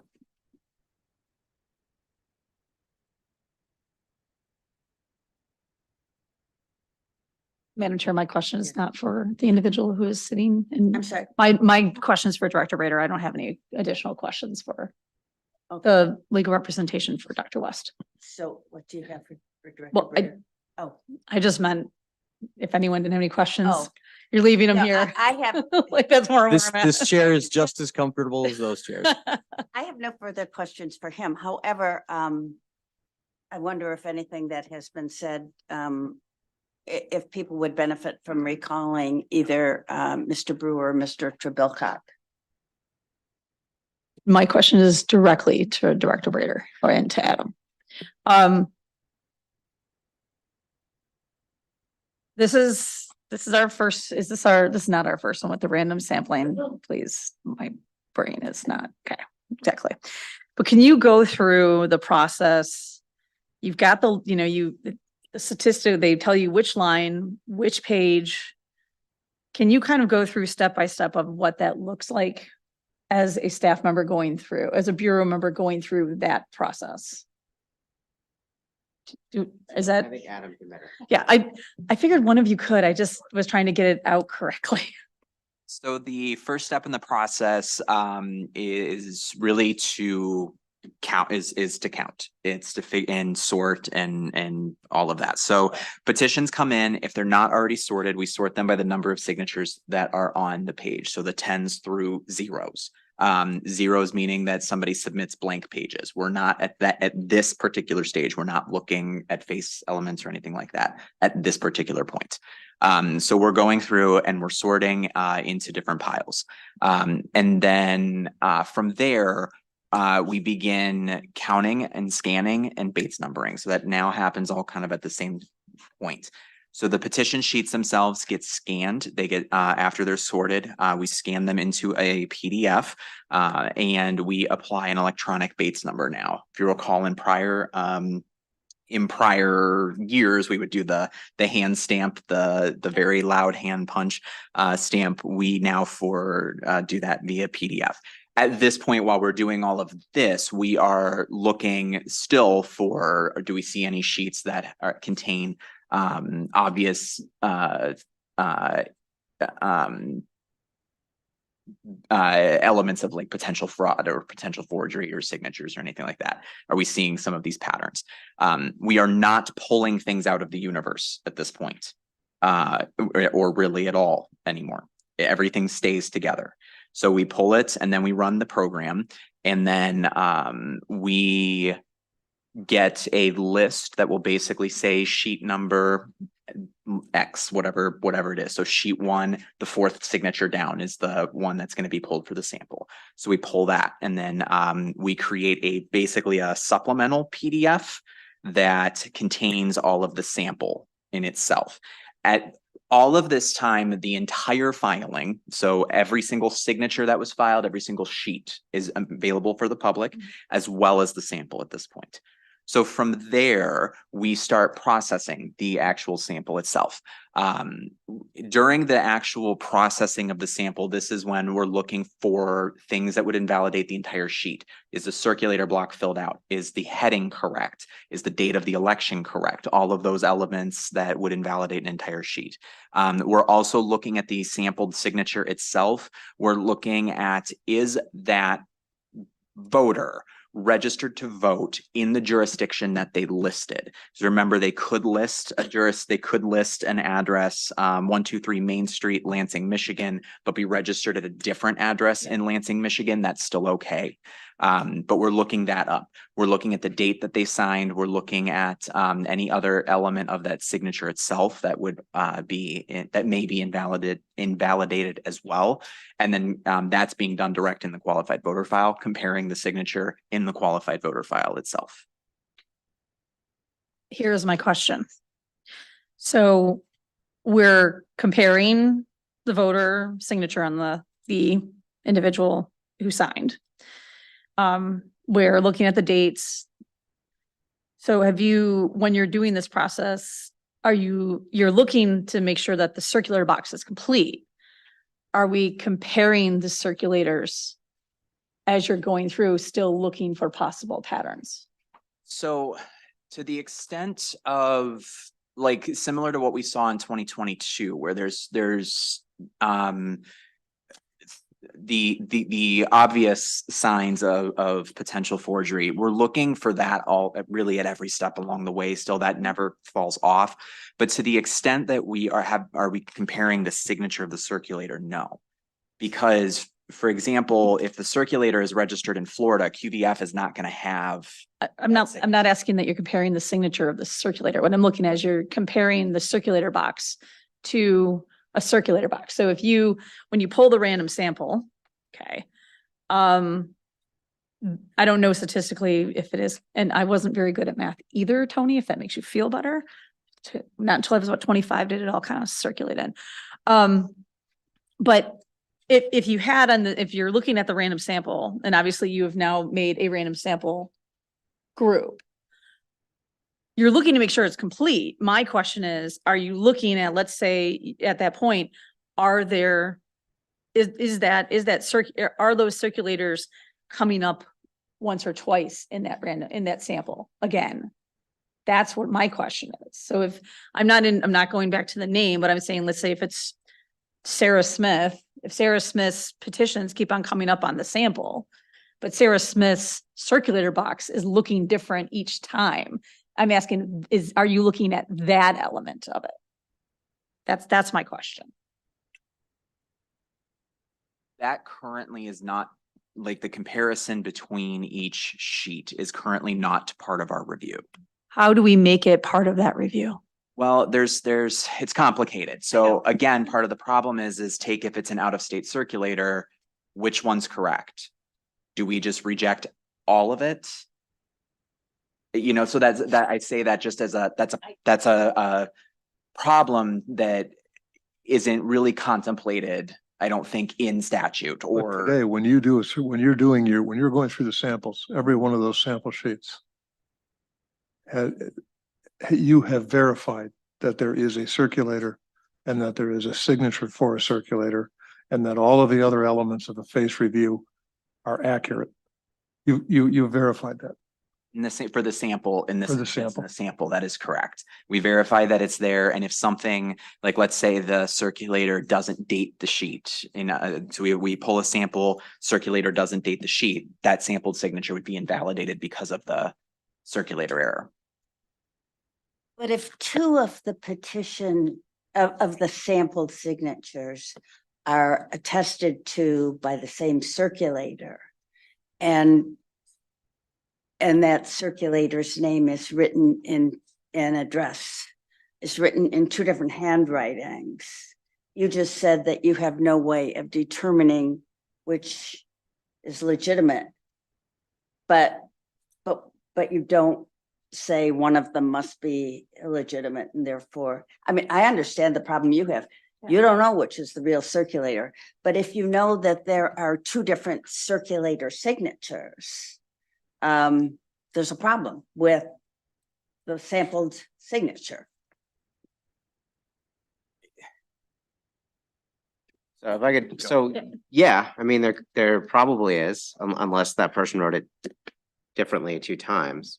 But the procedures that we established don't include signature review of circulator signatures. Right. So the issue that we have is we're introducing a new process at the very end. We don't have any time to actually implement it in an orderly way for this candidate. I mean, we're talking about out-of-state signatures that we have to somehow track down. But the fact that we have not yet established a process doesn't mean that we don't have a problem and an obligation. So, and I think that maybe we're getting a little closer in that every sampled signature is associated with a circulator.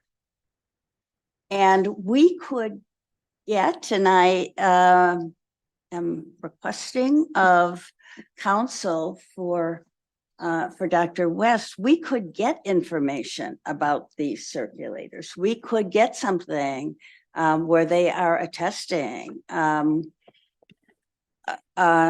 with an affidavit that this is my signature, and then we would be able, and this can affect, it has the potential of affecting the validity of a sufficient number of signatures in the sample. So I think where we don't have ourselves the information, we can ask the candidate to provide it. I agree with that. Totally agree. I'd make one more point in that we're looking at the exhibits provided by Mr. Brewer here. But we're looking at the electronic copy. I would probably be a terrible employee for the Department of Elections because I'm looking at several of these signatures that have been flagged as fraudulent on circulators. And to me, they look like the same person has signed it in all three cases that I'm looking at. On the one, you had one pulled up there. Okay, so I'm looking. I mean, the examples that we're looking at that you provided, Mr. Brewer. I'm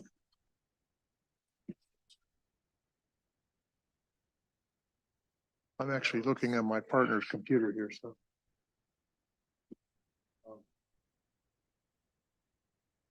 Madam Chair, may I ask a question to Adam or Director Brader while that's kind of going on?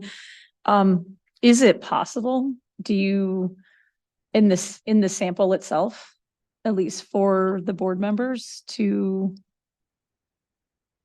I'm trying to put my words together, but to, I guess the question I have for you is the circulators that were put into the challenge, did you check those circulators in the sample themselves? Once that challenge was brought into the Bureau? Yeah, if you understand the question. I'm sorry, I know, I apologize. I think what you're asking, and correct me if I'm wrong, is there's the list of circulators. Did we check those that have been provided by Mr. Brewer, basically? Is that your question? Well, more it's in the sample itself. Were there any of those circulators listed in the sample that were brought up challenged? I'm really having a hard time trying to put this together. I apologize. So some of the circulators that are being challenged here, based on the allegation that they weren't the ones who actually signed that. Some of those do have petition signatures that are in the sample. What I don't know is whether if you add up all of the signatures in the sample that were signed by these question circulators, whether that would actually be enough, even if they were all thrown out, to remove 113 from the sample, which is what you'd need to do to get under the threshold. I understand. I think for me, honestly, it's not about whether or not I'm not looking at that 113. I'm actually looking at the question of that circulator. I think that's, and I get the 113. When challenges are made and those circulators are in that challenge, that's where my concern is. If we can't verify these circulators, I guess I'm just looking more at the process than the outcome at this point. Does that make sense? Adam's giving me a look like I'm not making sense, and it's all right. I guess for me, it's, if there's any chance that we have to correct what has been going on, that's what I would like to see. How many of those circulators at this point are being challenged in the sample? Madam Chair, I can answer these factual questions if I could be permitted to speak. Mr. Brewer, yeah. We'll Thank you. recognize you again. We attached as Exhibit 1 to our complaint over a month ago, a list of all the circulators we claim have forged signatures. It's there. You've had it for a month. Apparently nothing's been done with it. There are 641 signatures which would be invalidated if those circulators forged those certificates. That's far more than enough for Mr. West to be well below the threshold and not be certified. You have the list. All that needs to be done is make a demand of the West campaign to provide signature samples for these circulators. And you can compare that sample you get back from the West campaign to the signatures on the petitions in the sample and see whether they are the legitimate signature of that circulator. This could have been done a month ago, and there's certainly time to do it now. You've got the list. You've got Mr. West's representative here. Make a demand that West demonstrate that those signatures were not forged. I would like to just add one thing that I think we may be glossing over. It's been mentioned multiple times that this could be done and that it could be addressed on September 6th. However, as you know, we do have a current legal challenge that is going through appeals. And assuming for the sake of argument that we prevail as we did last week, if this board wants to set another review and determination for September 6th, and Dr. West is aggrieved by that decision, there is no time for judicial review or repeal. So what's happening here is because nothing was done with our challenge for a month, and Mr. West waits for weeks to show up here, he's going to get away with forgery. That's exactly what's being done here. Because of his neglect and the failure to process our challenge, we're going to let a forger put his name on the Michigan ballot. That cannot happen. So I'm not, like, if I may, I don't see where the claim that there's 642 or whatever it was in the sample that would be invalidated. Quick count, I could be wrong, but I counted 85 signatures in the sample that were submitted by the circulators with these names. So, you know, we obviously can look at that more closely, but I'm not really understanding that all again. Submitted by circulators whose names have been raised here. And So I'm looking at the Brewer filing on behalf of Ms. Holliday, and again, this was done very quickly, but there's a list of circulators by the last names Isaac, Flynn, Milrians, F. Williams, Dillahunt, Gibson, and Hughes. And there's a chart that's provided that lists the number of signatures in the sample from those circulators. And I could have gotten my arithmetic wrong, but it looked like there were 85 signatures in the sample that were submitted by those circulators. So I was just wondering what the 640 was coming from. But, you know, but just to the point that there was nothing done with the challenge, it's not accurate that nothing was done. It's just that, as noted, you know, we don't have a process in place to investigate out of state or review the signature validity of circulators. right, and that's the point, that the obligation should be the burden. You know, we talk about burden shifting or kind of default if there's no response, but the campaign, I'm sure Dr. West would be anxious to provide, I would hope he would be anxious to provide the information that I personally feel I need in order to assure myself that there are a sufficient number of signatures. And I understand that we're making some kind of calculations on the fly here, but I think that Mr. Brewer, you know, the challenger has done a huge job. And there are also, of course, issues raised by the other challenger with regard to signatures that we should demand that there be a response which allows us to evaluate, because challenges notwithstanding, the obligation is ours. The obligation to make that determination. So wait a second though. So we have a petition that's been filed by Mr. West that has gone through the current process that this board has put in place, that the elections have. It has gone through the process as it exists today, and that portion of it, everything is in good shape. The petition is fine.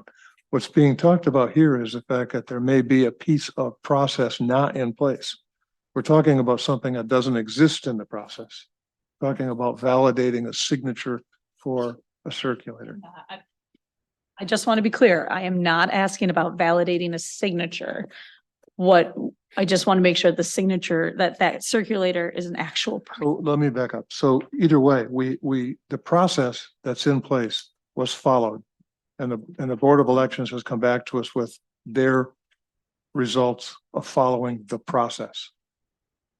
We are now having a conversation about whether that process needs to have another piece added to it, which, to be honest, should not put the person filing the petition in jeopardy. If we're going to talk about changing the process, I think that has to happen down the road after we make a decision about this. If this were a court and someone were accused of something, and the answer came back and said, well, yeah, the process isn't right, so here's the deal, we should talk about the process. You're not going to convict the individual based on a piece of process that doesn't exist. But if there is, I mean, if we're comparing this to a judicial proceeding, if there's an allegation made, there is an obligation to respond to it. And if that response does not come, that is essentially treated as an admission. So we are recognizing, I think we're discussing whether or not there is something in the process that is missing, that could be missing. That where the random sample that we have chosen, we've chosen to use random sampling, and this allows us to draw certain conclusions, but there may be something missing, and that is that a petition signature, which appears to be valid in the sample, may in fact be invalid because of forged circulator signatures, and we don't have the process currently in place to determine that. But that doesn't mean that the candidate is disadvantaged, because it's always the candidate's obligation to submit valid signatures. And if we ask, at this point, if we ask the candidate to provide us information which will allow us to evaluate whether the circulator certificates are valid and not forged, the candidate should have the obligation to do that if he can do it in order to allow us to satisfy our obligation. But we're asking one candidate of how many to do this? Yeah. And We have not applied this. It's in the only looking- candidate that's in front of us who wants to be on the ballot to run as president of the United States. And that's a huge, it couldn't be a larger issue. So I don't think it's a burden to put on the candidate. The candidate has given us information and has given us petition sheets, which are very questionable at the very least. And I think we must, as both Mr. Brewer and Mr. Belcock have pointed out, we have a duty to investigate according to the statute. And that's all we're talking about, is doing a little more investigation here in order to determine whether Dr. West deserves to have a position on the ballot to run for president of the United States. What could be more important? I don't think anything could be. I don't seek to dismiss the concerns about potential fraud, whether in the signature line of those signing or circulator. And I think we've all been over this dozens of times, unfortunately, since I've been on this board. And if it's an issue on all petitions that we have seen, Republican, Democrat, Independent, Green, it's not exclusive to one side of the aisle or no side of the aisle. In looking at some of the evidence, a a number of these just simply do not look that different to me. And I'm not an expert. I didn't go through the entirety the way the challengers did to lay this out. But to what member Housecamp said about the process, there is a process that's been followed, and it's been followed for each campaign that's required to submit signatures. And their determination was that within the bounds of that, they have met the guidelines, they have enough, they have statistical validity. And I am not comfortable changing course with what the process has been.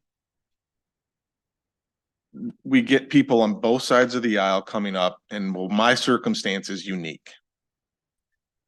And no doubt they believe that. But if we change up the process for one, then where do we stop with this?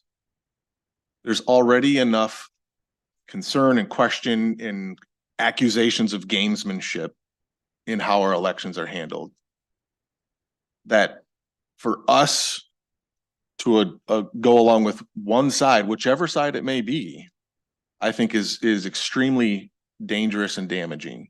And I'm taking the advice of, or, you know, have listened to the information provided by the director and deputy director.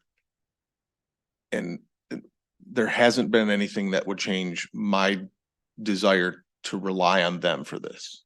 The only question I have, and I agree with you, Tony, the question, my concern would be is that and it goes back to my horrible way of trying to ask this question, is in the circulators that we have that are in question, if they have two different addresses,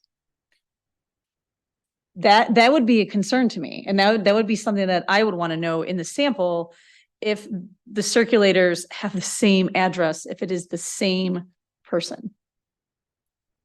And so that is where I am a little bit paused at, because if the individual is saying, I'm Sue Smith and I live at 123 Lane in Grand Rapids, but then I'm Sue Smith, I live at 123 Lane, but I'm in like New Kensington. I don't know. I'm just putting these, but that is concerning to me, that part wasn't part of the circulator box is filled out, but that's my concern. And that's my question to the Bureau, is in that sample, do we have any of it? Does that happen in our sample for circulators? I'm not asking to change the process. I am just asking What the process is. that's why everyone who knows that I will ask the question, explain the process, and so that it's out and open. And that's why my concern at this point is that if that individual circulators are in there, and let's say the signatures all do look the same, but the address is different, is it a different person or is it the same person? And can we accept that if that's not part of the process? Can we as a board question that? Based on the example you just gave, there's a more fundamental issue. Could there potentially be two Sue Smiths? Are we allowed to have two Sue Smiths in the state of Michigan? Maybe, I mean, I'm looking at it. I just wanted, Bureau, the Bureau does excellent work. And it's not a question of their work. It's just, is this possible in this sample right now? That would be my concern, but I wanted to ask the chair if we could take a recess for just a few minutes. We can take a recess. Yeah, okay. We are going to recess for 5 minutes, and I believe the door there is now open. Well, why don't we say 10 minutes? Yes.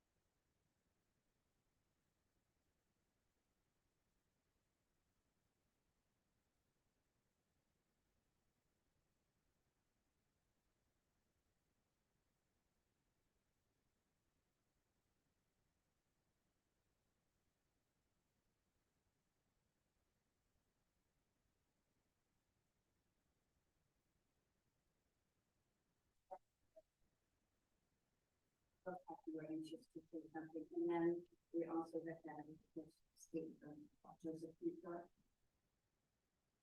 Okay, just a couple of quick points. I heard a lot of concern from Member Housecamp and Member Daunt about process and process not being followed. And as you know, I appeared before this board many times. And I think what you're doing is exactly what the statute contemplates, and the process is being followed. The step of the process that was not adhered to was by the West campaign not submitting a response or submitting any additional information to rebut the challenge. It is this board's authority to determine whether or not collectively the staff report and the challenges based on all of that, and any response, in this case, none from the West campaign, satisfies you or not. So the process is being followed. And second, to Chair Gerwitz's suggestion that getting additional information or taking a pause to get some additional information from staff is exactly what the process calls for. And a matter of fact, I've been here where the board has done just that. And you've asked staff to go do additional work. So to suggest that somehow what Chair Gerwitz is suggesting is outside the norm or not the process, I don't believe to be factually correct or legally correct. The process is being followed, and this board has a responsibility, if they need additional information, to take the time to get that additional information. And again, I have not heard whether or not duplicates, and I know Mr. Brewer's challenge identified at least 3 duplicates from Mr. Kishore, who I believe is asked to speak's campaign, but I'm not sure whether Bureau staff examined that. And I still haven't heard satisfactory information about the circulator review. And the last point I'd like to make is for this board, a lot of times we focus, and rightly so, focus on the will of the signers and the will of the people supporting that candidate. Who's protecting the will, the political will of those whose signatures have been forged? Who but you? You are there to protect against forgery and to determine whether or not the West campaign aided and abetted. They paid for these signatures. They bought them. And there are indicia of fraud. Who's going to protect those voters? It is incumbent upon this board to do it and to take the time and get the information that is necessary. With that, I will stop. Thank you.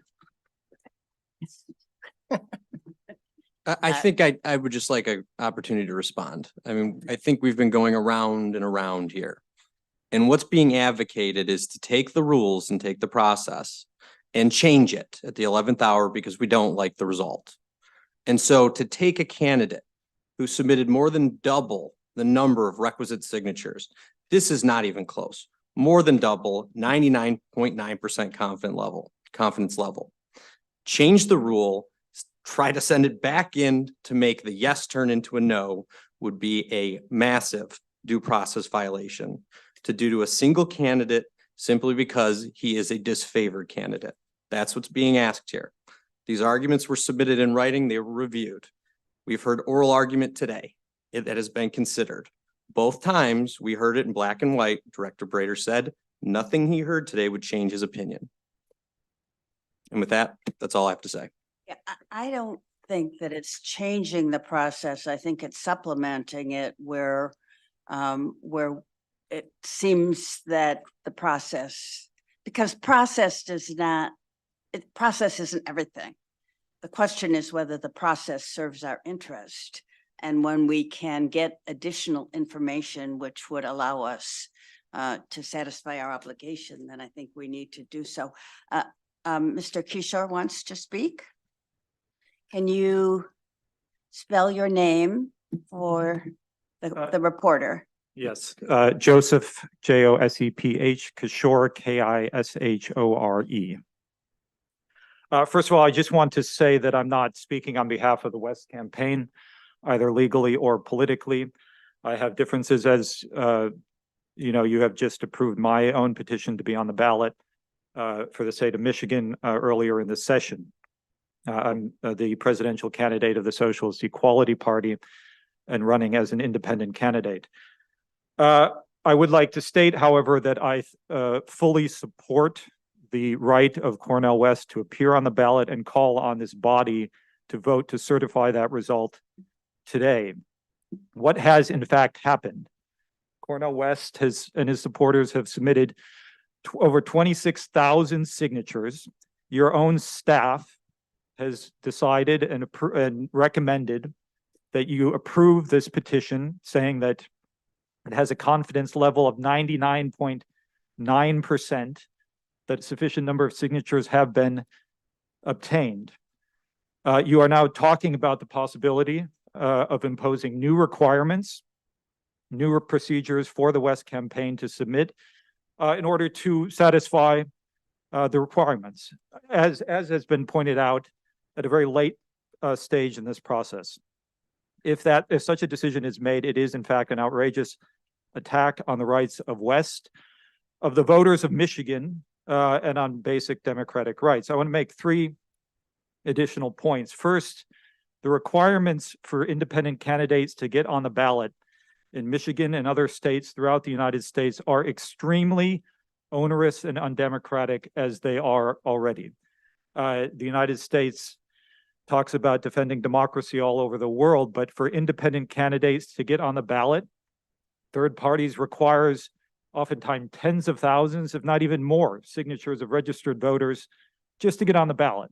And even when those procedures are satisfied, there are still further attempts to keep candidates off the ballot. It is in fact outrageous. Second, it has to be pointed out that those arguing to keep West off the ballot, the challengers, as well as the lawyers, are leading members of the Democratic Party, that is political opponents of Cornell West. They are discussing and seeking to prevent, and this is how it will be seen, I think correctly, their political opponents from being on the ballot so that the voters of Michigan are unable to vote for anyone besides the 2 candidates of the Democratic and Republican parties. And they are specifically seeking to prevent workers and others in Michigan from being able to vote for West, and if they so choose to do so. And the final point I would just make is that related to that, when we're speaking not just about the democratic rights of independent candidates, but fundamentally the democratic right to vote. If a candidate cannot appear on the ballot, it severely undermines the ability of people to vote. And that is what is at issue. People have the right to vote for candidates that they want to vote for. It's the most, in some sense, fundamental of all democratic rights, the right to vote.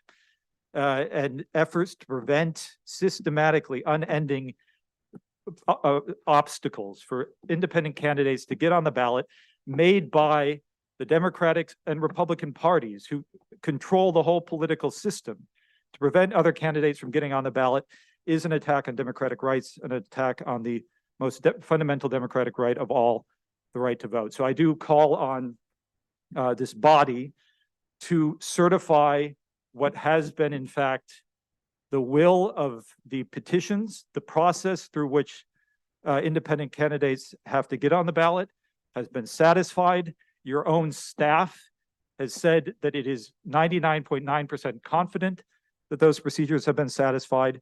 And then the obligation of this body is, in fact, to allow the voters of Michigan to have the right to vote for the candidates they choose. Anybody have questions for Mr. Kishore?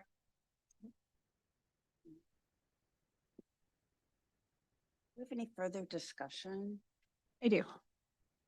Because I'm actually curious about, and I know I've brought this up as a member of this board, about duplicate signatures when we're talking about nominating petitions. So is there a report or anything that we could know about duplicate signatures? And I know that the random sample process does, at least it gives us a smaller amount of signatures to look at rather than the whole universe when we're looking at duplicates. So typically when in general with duplicates, this is something we typically tend to leave for challengers to bring to us because as they go through the whole thing, in this specific instance, there were 16 signatures that were rejected as being duplicates because because either they appeared within the sample somewhere else or I believe it was all of them. I'm looking for confirmation. I might need to double check on that finished part, but typically when with a duplicate in this instance, it would be for that reason, or if they signed a certain number too many of petitions, but those are left for challenges. We do process those and those are reflected in the staff report currently. And since I know we just started putting the 100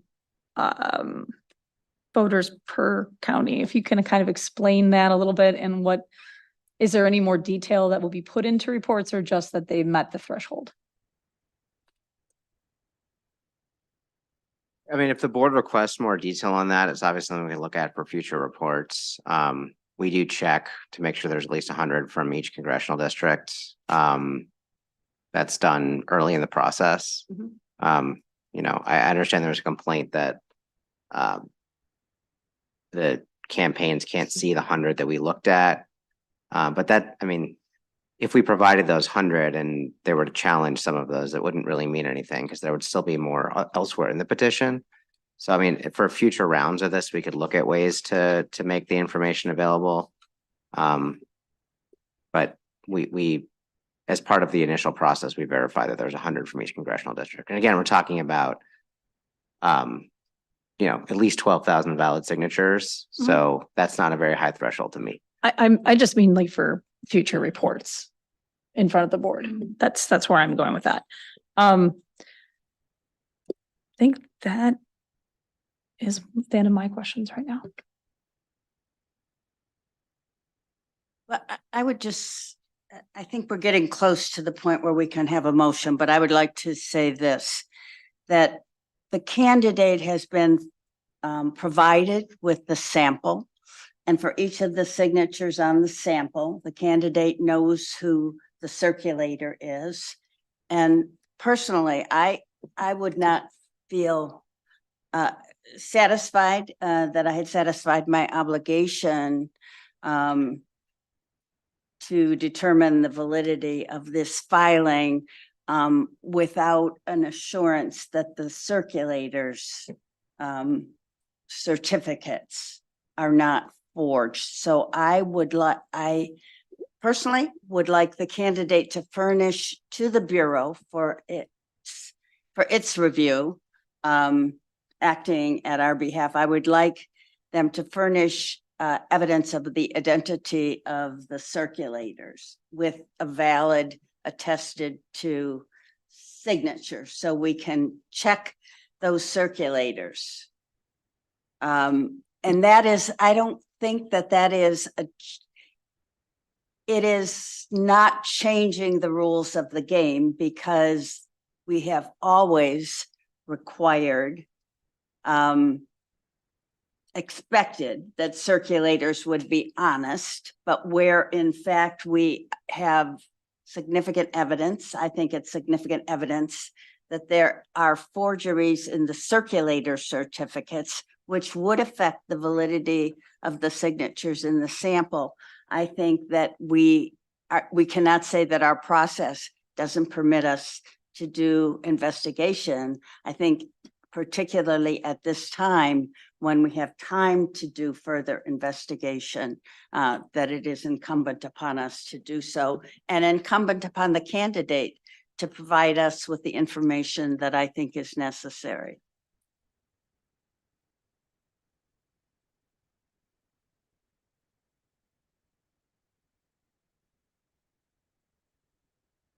Well, I mean, so a couple of things on that. So there would be very little time for us to get that information because the campaign would need to find folks, get the signatures to us. We would then need to put a staff report out. So, you know, we have a holiday coming up. So I think we have 8 business days total we're talking about before Friday. So, I mean, I think we'd only be able to give them a couple of days to get that information to us so that we could do a staff report. and then we'd have to figure out how we're gonna review it. The other thing, I guess the question would be, which, are we asking for every single circulator, or just the ones that were mentioned? I mean, as noted, I was reading through the challenge again from Holiday, submitted by Mark Brewer. And I see an appendix 2 in which they're calling into question signatures in the sample submitted by various circulators. But the only ones that I see that are being challenged on the basis that the circulator signature is forged were 7 circulators, which are Albert, Flynn, Millrians, F. Williams, Dillahunt, Gibson, and Hughes. And according to my count, even if we threw out all of the signatures in the sample from those circulators, that would be throwing out 86.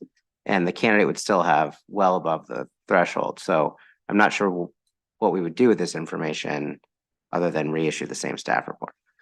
I don't think we should that the candidate should necessarily should be required only to respond to those specific challenges, that for the candidate to submit to us information which allows us to be assured that those circulator certificates are not forged.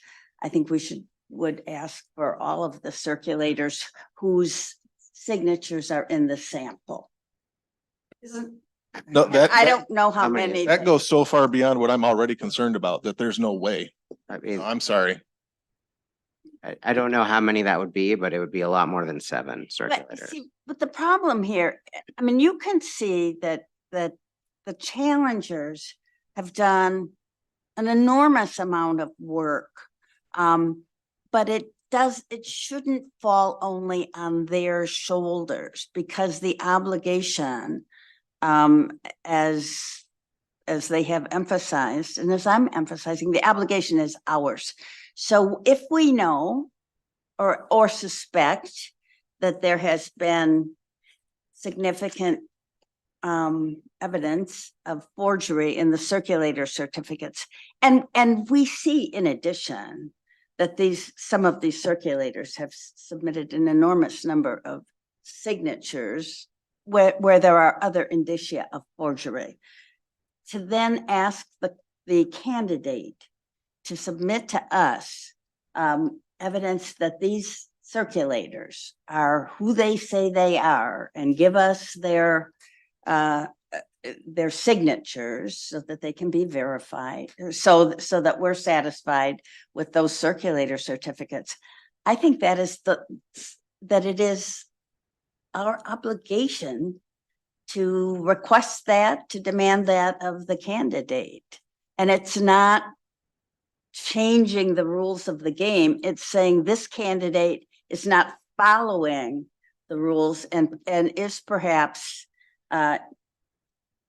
furnishing to us petition signatures and circulator signatures, which are not valid. It's the candidate's obligation to submit a sufficient number of valid signatures. And at this point, I cannot say that the candidate has satisfied that obligation. And the fact that our procedures might not previously have allowed us to reach the conclusion we need to reach doesn't mean that we just give up. We've got to keep doing what we need to do in order to assure ourselves and the voters that this candidate satisfies the requirements to get on the ballot. So, and that should not be a big deal for this client. For this candidate, let's be honest. To say, okay, these are your circulators. Show us their identifying information. How hard is that? Mr. Brader, at the end of the day, you reviewed samples of voters who signed the petition to put Cornell West on the ballot. Those voter signatures that were in that sample, you verified them. The numbers you've provided showed that the overwhelming number required was met and the signatures of the voters, there's no question about here, right? I mean, at the end of the day, it's the voters that count. The ones that we determined are valid, you know, removing all of the other facially invalid signatures or signatures that did not match and following the challenge was 448. Those are the ones that our review found were the voter signatures. And if you reviewed the signatures that were in question by the circulators in question, we would still have more than enough signatures by a significant margin. Yeah, I believe that there were 86 signatures in the sample submitted by the 7 circulators that were questioned in that challenge. And if we remove those 86, they would still have, I think, 27 more than they need. We should be able to make a motion here. We have a motion? Could I make one? Sure.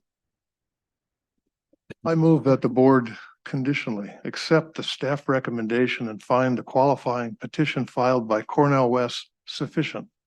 I further move that should the courts reverse the Secretary of State's disqualification, Cornell West be certified to the November general election as a candidate without party affiliation for the office of President of the United States.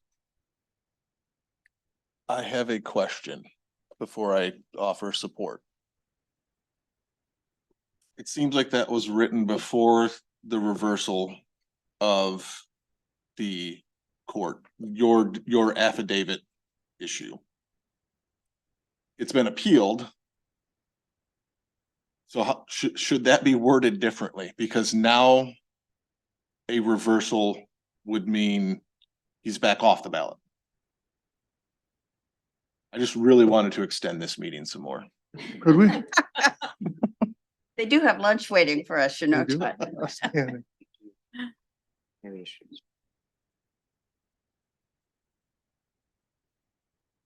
Yes, the motion was drafted before we got the order, so that's true.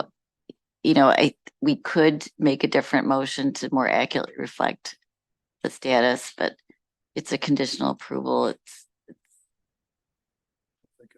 you know, in the sense that it could still stay disqualified, right? So I don't think it's a big problem one way or the other, but if you wish to reword the motion to say in the event something to the extent the court reverses the, you know, the opinion.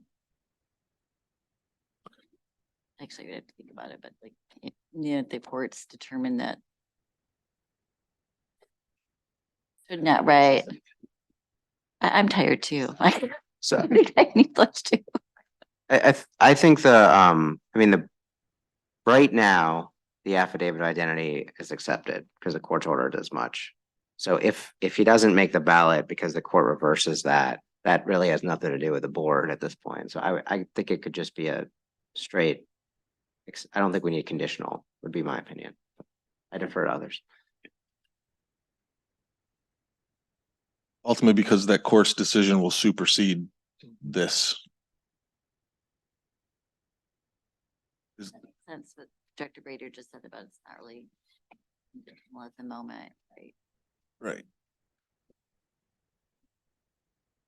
But is there, okay, so the Secretary of State disqualified based upon the affidavit of identity. I think there was another issue. And I'm not sure if that was presented to the Secretary of State or to the court.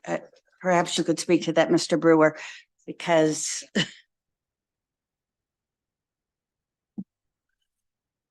In the now consolidated litigation involving West, Holiday, and the Michigan Democratic Party, there are issues beyond the defects in the affidavit, which the plaintiffs believe disqualify Mr. West. So every issue that any party thinks disqualifies him is in that litigation, but it's more than the AOI.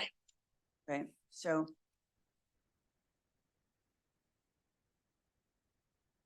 You okay with us leaving the motion the way it is?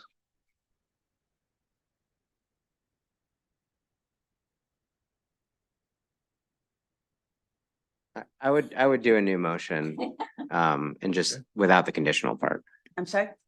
I would recommend doing a new motion without the conditional Because ultimately, if a court says he's not on the ballot, I We mean, just- it would either be reversing the board's decision. Well, I don't know how you're all gonna vote either, but I think that I don't think it needs to be a conditional motion, I guess is my opinion.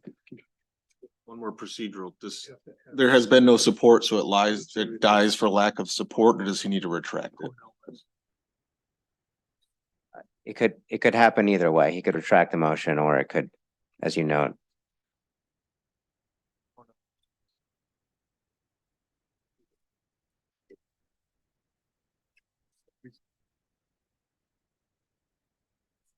We just go down to the words.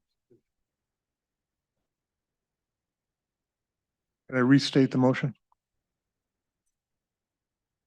I move the board conditionally accept the staff recommendation and find the qualifying petition filed by Cornell West sufficient. You need to remove the word conditional. We do. I move the board accept the staff recommendation and find the qualifying petition filed by Cornell West sufficient. Support. All in favor? Aye. I would like to make a statement. I'd like to make a statement before I actually vote. I've been on this board for a long time, as everyone knows. And I think that today's meeting opened up conversations about procedure and process. And that we really do need to look at our petitioning process in the state of how that we look at circulators, how we look at, individuals who are expressing their rights to have a candidate put on the ballot. But I think that given the questions that I've had about the challenged circulators and that the numbers from the Bureau stating that it would still leave this candidate with 27 signatures in the favor, even if you were to take those out of the ones that were challenged, named in the challenge. Am I correct on this? On my count, yes. This is where I have a pause a little bit, but I have my faith in the Bureau that you are doing exactly what the job is. I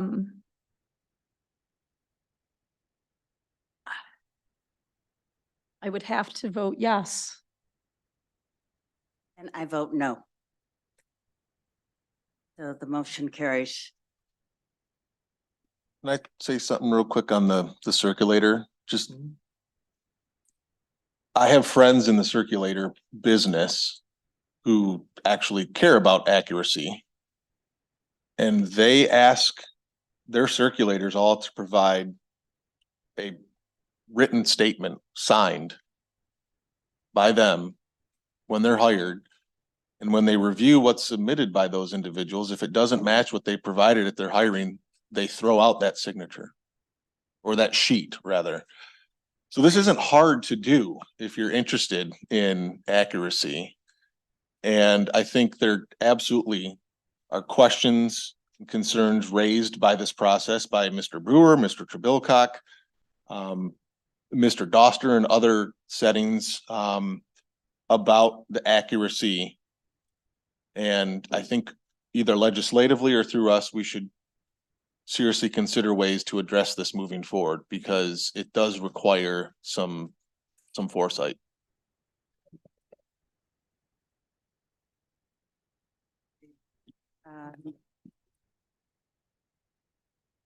Item number 7.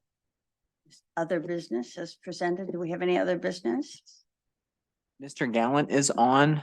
He joined after, so I don't know if you want to let him have his public comment during other business since we missed the agenda item. So, Mr. Gallant? Yes. Mr. Gallant, you have 1 minute.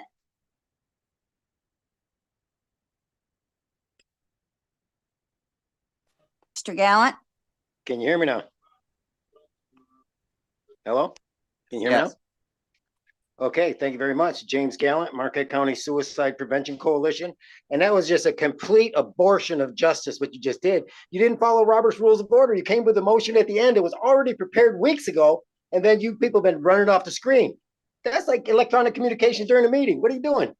And the administrative rules that you're changing, this board appears to have lied to the Administrative Rules Process Committee.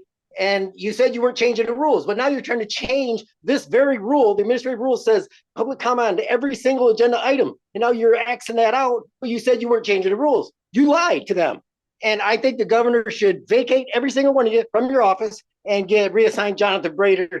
I guess you probably can't fire him, he's a state employee, but reassign him to something else other than the Board of Elections, because he doesn't know how to follow Mike Brady's rule, Robert's rules. Motion second brings the business before the committee. That's all the way it works in America. I'm hoping that Dr. West will bring this up in his court case, that you folks did not follow the rules when you Thank you, Mr. Gallant. did this.